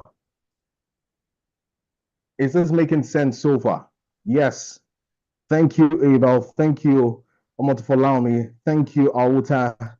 Thank you, Stella. Thank you, everyone. Yes. Type attention. Thank you. Fantastic. So there is what I call the TPC model or framework for growth and capacity building. Now, what is this? It's called the track, pad, and the cap model. Track, pad, cap. I want somebody to type in on the chat box. Track, pad, cap. Track, that feels like a tongue twister, Abby. Track, pad, cap. Track, pad, cap. Track, pad, cap. Track, pad, cap. Put in the chat box. Put all three. And if you're going to summarize and say TPC, feel free to do that. But I want you to put in the chat box too as well. Track, pad, cap. Track, pad, cap. Track, pad, cap. Fantastic. All right, great. So what is the track, pad, and cap model? This is it. How many of you have been on a railway track before? If you've been or you have seen a railway track before, please put in the chat box a yes. If you've seen a railway track before. If you've seen a railway track before, you've been on it, yes. Okay, fantastic. Now, there's something about the railway track, just like the one you see in, the picture right here. One thing you have noticed about the tracking of a railway track is the equidistance of, the divides. You know what that does? It's there for consistency and to build momentum for the train's mobility. Whew! I hope somebody got that. The tracking of a railway is done deliberately for what? The consistency and the momentum of the train's mobility. Aha. So when there is something wrong with the tracking, momentum is broken down as a result of poor consistency. Oh my goodness. So tracking speaks about being deliberate with capacity building. So let's take it down to some simple things that you can identify with. For example, you say you go to the gym today, and then the next time you go to the gym is next week. You know what I tell you? There is nothing wrong with having a 1 week interval between the time you go to the gym. However, what is wrong is the inconsistency of the intervals.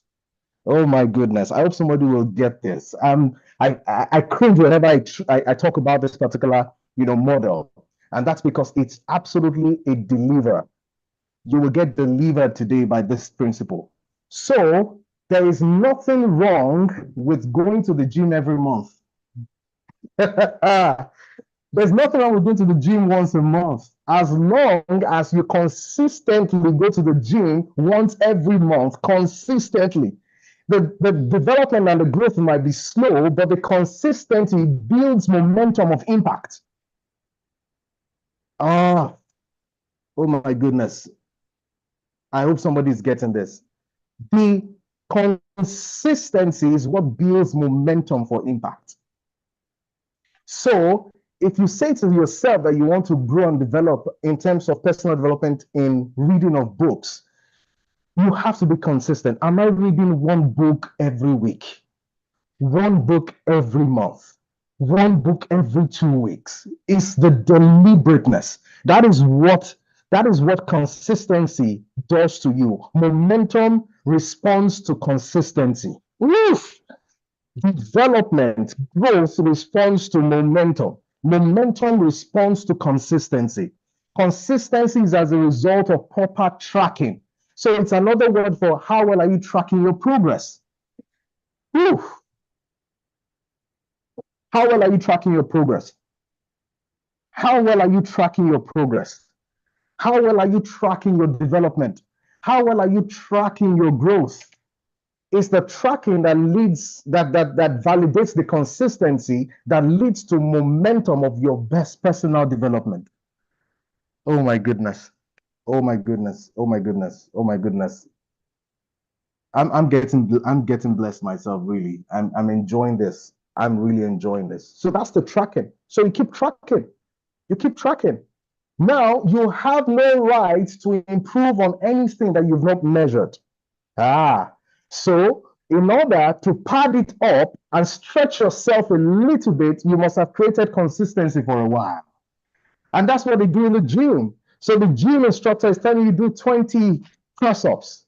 Keep to 20 press-ups consistently. And then after a while, it's going to stretch you because it wants to pad you up. And it stretches you and say, add 5 to it. And then you go 25 for a while. It's tracking you, it's tracking you, it's tracking you. Then it says, go 30, it's padding you up again. And then you go 30 for a while, for a while, for a while, for a while. Then it pads you up with and say, go 35. Because that's the way it works. If it jumps and says, go 20, then go 25 immediately and go 30, you're going to break. You will break. You will break. So you need to track your progress, and then as a result, you pad your growth, and then you can now celebrate your developments. That's when you wear the cap. I've done well, and you can celebrate yourself as often as you can. I've done 5 books in a month. I've done 10 books in a year. Now you celebrate that win, then you go again. What are we tracking? You celebrate that win and then you go again. What are we tracking? Then after tracking, what are we padding? And then where are we padding before we now begin to celebrate? A lot of times, a lot of people into personal development wear the caps too often. You are celebrating small wins when you've not tracked or padded well enough. Whew. So growth occurs with progress. And development happens with achieving milestones. The goal is to work towards advancement and progression. This is what the TPC framework does for you. And so a piece of advice to people listening to me now is that ensure that you put out a percentage of your earnings into a separate account that you use strictly for personal development purposes or capacity building purposes. It means that you like yourself well enough to invest in yourself, to take interest in yourself, to be more involved in yourself, so that when there are courses like what SECA are doing now, you can take advantage of discounts and make a down payment. It's because you are ready, proactive for it. Because when you do this, you gradually become a known brand. People now begin to know you. Who are you? Because they keep asking, what do you do? Should people really care? But it's in your tracking, padding, and capping that gradually they begin to know you. And then all of a sudden there's a likeness and an attraction because people will tend to like you. And then they begin to trust you as an expert or someone who has a business. And then they get converted. They are sold out to you. They become what? Loyal to you. So, what are the 5 Ds for effective capacity building? As often as possible, always know what you need to keep doing. Always know what you need to delegate. Always know what you need to delay. Always know what you need to stop doing and delete completely, constantly. And you must know exactly based on the importance or the urgency of it. The importance or the urgency of it. The importance or the urgency of it will let you know. And then, of course, capitalizing on what I call the golden hour. Well, most coaches will tell you the golden hour early in the morning is very good, vital. However, I would say before you get to the point of being very disciplined with a certain golden hour, go first look for a very convenient time of the day first for yourself. Go first look. It might not be early in the morning like others do. It might be in the afternoon. It might be late in the evening. First, find out something first because you even need help first with capacity building. So find out that time of the day that you call your time. If you don't have a time in 24 hours that is your time, then you're not ready for capacity building. What is your time? Some time out of that your time for spirituality. Sometime out of that your time for your mental stability in terms of meditation and affirmations. Sometime out of that your time for your health and fitness. Sometime out of that your time for reading a book or watching a video or learning a new skill. Sometime out of that your time for your day planning. It could be the day for that day or the day for the next day. Sometime out of your time for the power of visualization, which is part of meditation too as well. And then, of course, you see yourself growing and becoming better. So, people, I wrap it up here. You have just one job to do, and that is to show up daily, irrespective of how you feel, what you think, or what people may say. Wake up daily with the consciousness of the fact that now is all that is guaranteed and not the next second. So I want everybody to say after me. You don't need to unmute yourself, but wherever you are, say after me. I make the man that I was yesterday jealous of the man that I have become today. Say it again. My goal is to make the man I was yesterday jealous of the man that I have become today.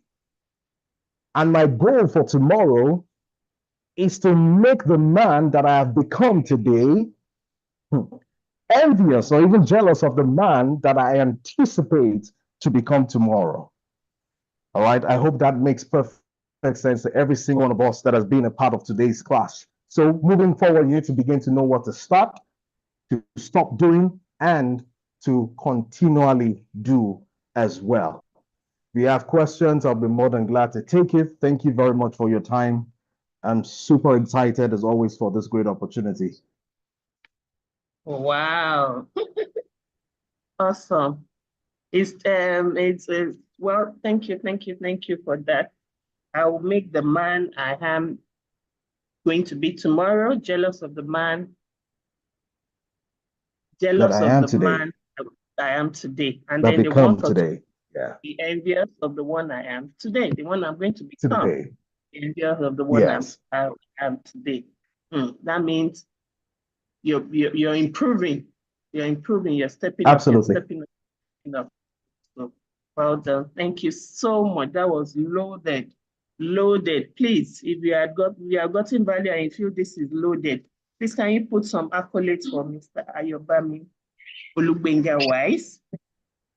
Oh, somebody says she's still digesting it. Yeah, it's contact on the screen. Please make sure.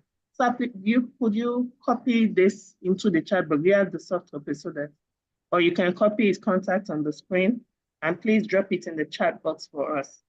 So building capacity, the 5 Ds you do, know what you're doing, know what you can delegate, know what you should delay, know what you should delete. Thank you so much. This was loaded. My notes is full. Says momentum response to consistency. Padding means which stretches our limit after. And capping speaks to acknowledging our wins and attain one's And then you should know your golden hour. What is your time? What is your time? Know your golden hour. And then the best of all that I took up, it says, show up daily, show up daily, show up daily. That way you're building consistency, and then you'll be able to do, what did he call it for us? TPC, track, pad, and cap. Pad and cap, absolutely. I got it down. Track talks about consistency, pad talks about stretch periodically, and then cap says celebrate your wins. So if you have gotten value today, please send some accolade and drop what thing you have learned. Please send in your questions and let him quickly answer for us. Thank you so much, Mr. AOW. I think I like the acronym of your name. It's also interesting. AOW. Thank you very much. Thank you very much. Thank you. Your accolades. Oh, so today, I know you two, you still talked about mind shifts. You still talked about the community. So it's important we put all we have learned into practice. And please send him questions now before it goes. So it's not somebody we see easily like this.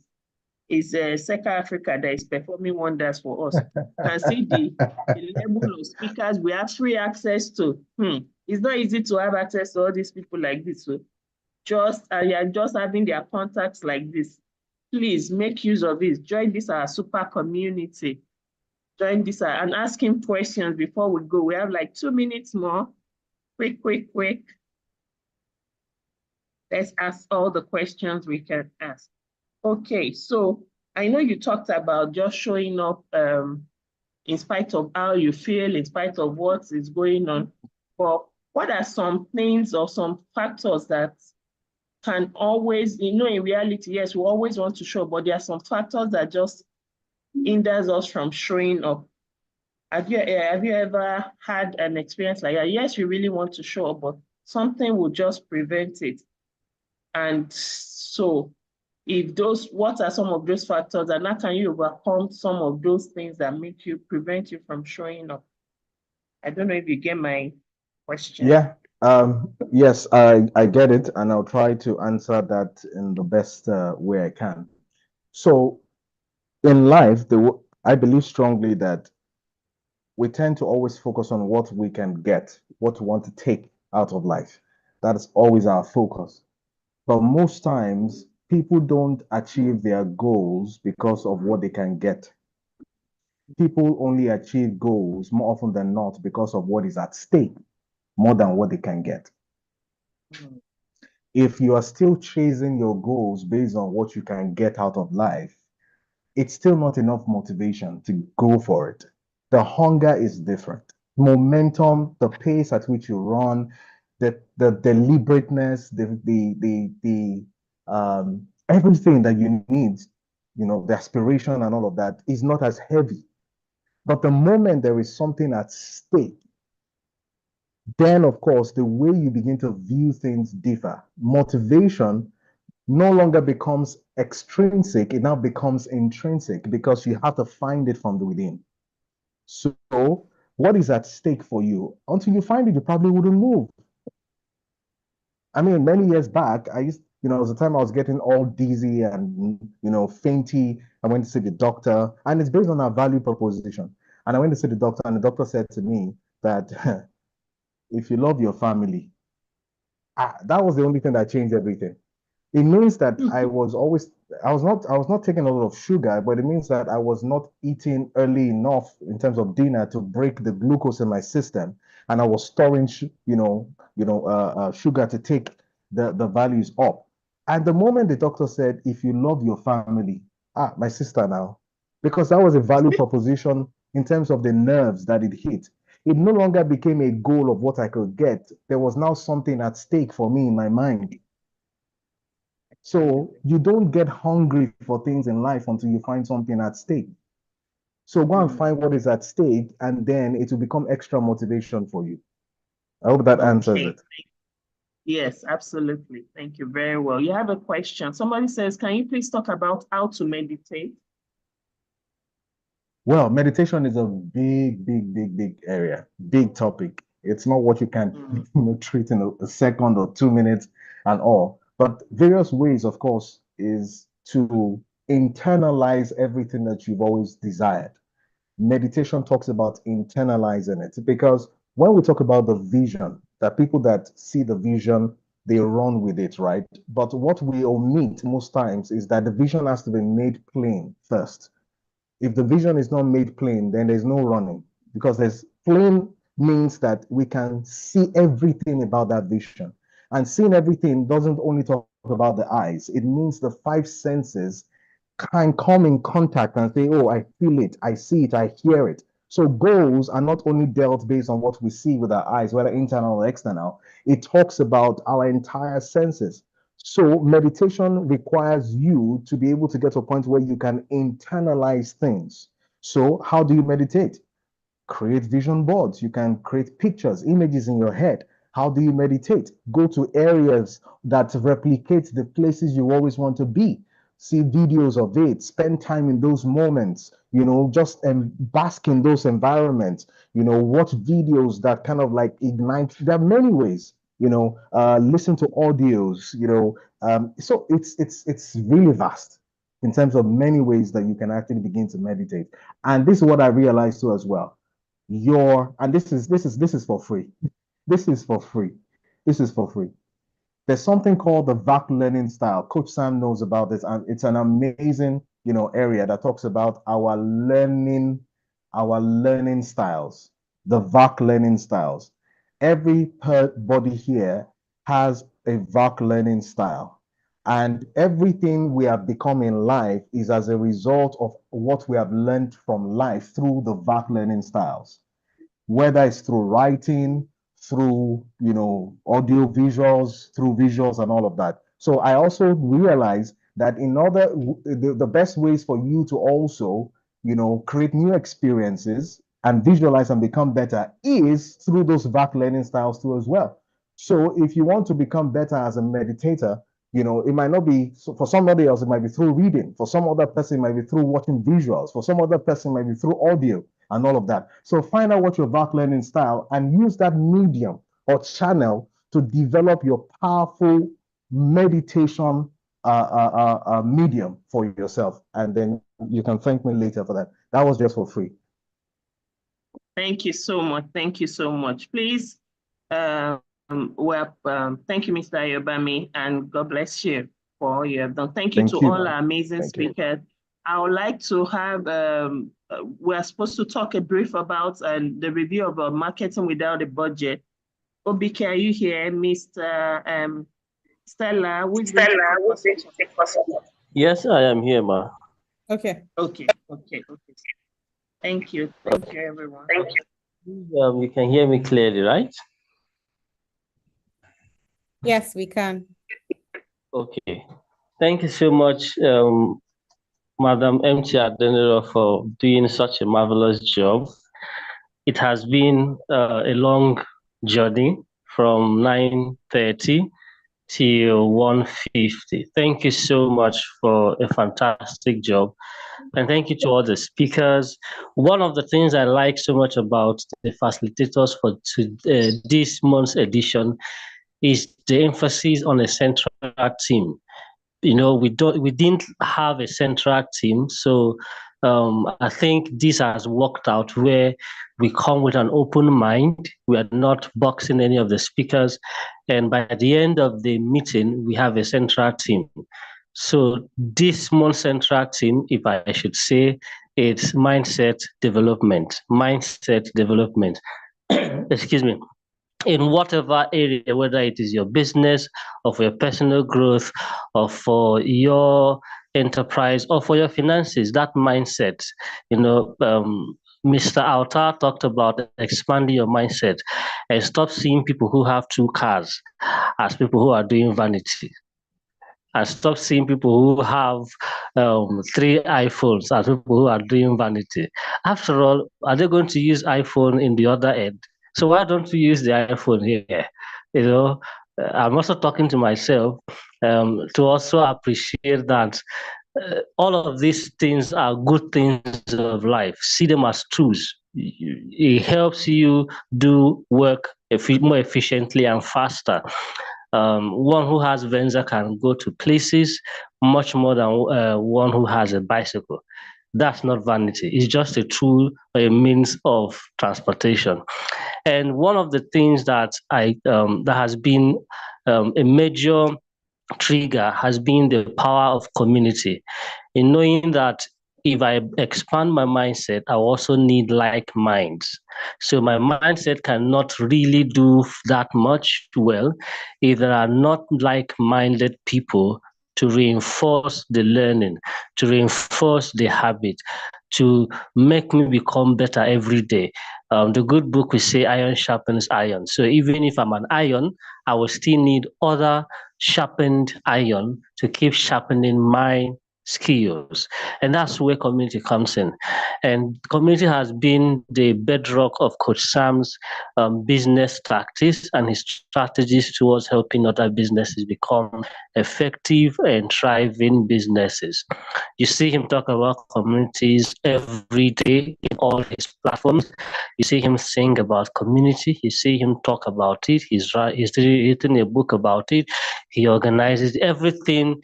He's passionate about businesses, no matter the size, leveraging the power of community. Next week at the Brand Community Mastermind, he's also going to be taking his time, 10 a.m. to 4 p.m. to drill into community building for your business, for the brand. If you've not signed up, I don't know what you're waiting for. Personally, I recommend you would have done that yesterday. Brand community is essential. And the book, Marketing Without a Budget, is all about brand community, that you can triple the influence of your brand by just leveraging a community, that you can spread the word about your service if you have a thriving community, that people can rally around your cause if you do well at community building. So why don't you get the book? Well, that's my own side. But that's a very good recommendation. Marketing Without a Budget is for 10,000, and you sit yourself down with your writing pad, you squeeze out all the juice, and you have so much clarity as to what marketing should look like in the 21st century, and how can I tie what I've been doing in my little space to what I should be doing in regarding brand community. Most importantly is that you're not just enjoying Coach Sam's thought, you're also enjoying Mr. Othman Abrashid's thought, you're also enjoying Chris Chidi's thought. So you could find out that you have three powerhouses, very fantastic in their niches, coming together to give you a masterpiece tool that will help you drive your sales, drive your brand influence, drive your service expansion, whatever it is that you're doing, drive it very well by simply leveraging brand community. Thank you so much. There is that comment in the chat as to how much it is. It's 10,000. I'll be dropping the links, and then you can also go to Coach Sam's website, www.samobafemi.com, to get the book, or you can go to seller.co/the community book to also get it. So whichever one that works for you is important. You can also reach out to Seka via our social media handles, and we'll get the book across to you. You can get back to me on personally, or send me a DM. The book will get. Anyhow you do it, do not leave April without buying Marketing Without a Budget. Let that be the icing on the cake for you in April. If you need to buy more copies for your team, please do that. It will save you a lot in the long run. If you need to buy so much more for your village members, please do. Your village people will thank you. They'll even give you a chieftaincy title because you are helping them. So Marketing Without a Budget is key. So do not say, oh, don't just buy one. That's what I'm saying. Buy so much more for your people. For every 10 you buy and above, you get some discount. And of course, we can handle the delivery for that quantity for you free of charge. You can pick up Marketing Without a Budget in Kaduna. It's available in Jos. It's available in Abuja.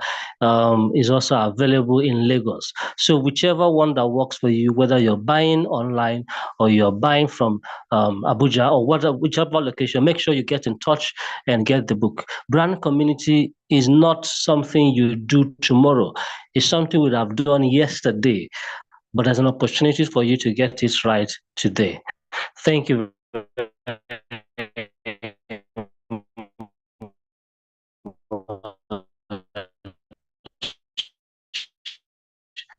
And good afternoon.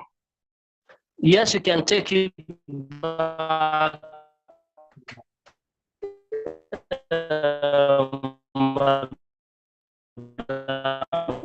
You're breaking us again. Thank you so much. So one last thing before we go. OBK is breaking up. I don't know if Coach Sam is still on. We're supposed to, okay, so apologies, we're a bit late with about 1 minute now. So just give us the next 5 minutes. If you have any question, put it in the chat box or you can unmute yourself. And to round off, we'll have the Octopus Coach Sam coming to give us his closing thoughts. But before we do that, before he comes in, can you please drop your questions or you can unmute yourself to ask your question. It can be about SECA, about the book. You really need to get that book. I have my copy here. I've just been digesting it little by little, learning about building brands and market and doing a marketing without budget. You know, it's been talking a lot from 3 powerhouses, as we said. Okay.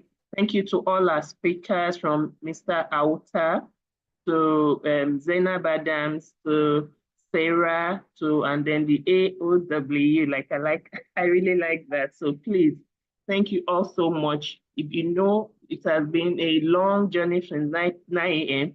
and it has been full of value, And we've been, just like OBK said, we have been able to draw out a theme from all we had. It covered financial literacy, it covered community building, and the top of all of it is the mindset shift. Have a positive mindset and think possibilities always. Thank you very much. Drop your questions. And over to you, Stella. Thank you for having me. I thank SECA very much for this opportunity. In fact, I'm enjoying myself. I don't know I can enjoy myself speaking publicly like this, you know, but it's all part of, you know, Thank you so TPC. much, Madam. You know, it's all part of the TPC. I'm consistent and I'm playing my master. So I'm celebrating my win for today, Yes, just like please. this, before we Yes, go in front of everybody. Yes, please. So over to you, ma'am. Thank you for having me. Thank you so much. You did a very fantastic job. Thank you so much, Madam MC Adeniro. Thank you to all our very, very awesome speakers. It's been a very, very insightful day. I have taken in a lot and I'm still going to go back to the recording. Please remember to visit our YouTube channel, Sam Obafemi, for a replay of this session and then the ones we've had in the course of the year. Thank you so much to our very fantastic facilitators. We started powerfully and ended powerfully. What a day. Thank you. And then we look forward to having you again in April, in May. Don't miss May edition. Don't miss May edition for anything. And to our OSPNs, let's take it to the family. Let's go back to the group and have the conversation. It was really, really an insightful day. Thank you, everyone. Thank you for staying up till now. We look forward to seeing you in May. Don't forget, if you're interested in registering for the Brand Community Mastermind, please pay your 90,000 before the close of work, before 6 p.m. today. If you're also interested in becoming a life coach, a certified life coach, that you can take advantage of the discount we offer, 25% off. That means you're paying 300,000 as against 400,000 naira only. Lastly, our mental health buffet will be happening tomorrow at 5 p.m. You'll see, we'll send out our links at before 12 noon tomorrow. You get the links. Please join the system. We have gone digitalized. Join and know how to put a cap, when to stop, when to continue. Join and know when and at what age should a child begin to use the internet? At what age did the child begin to focus on the screen? You know how we mothers want to keep our children, our toddlers in front of the screen at 2. Come and see the wonders of putting a child at 2 or putting a few months old child in front of a screen. Come and see what that can do to that child's mental health. See you tomorrow. We look forward to having you again in our May edition. From all of us at SECA, we say we love you. We look forward to having you again. Bye. Enjoy the rest of the weekend. Thank you. Bye-bye.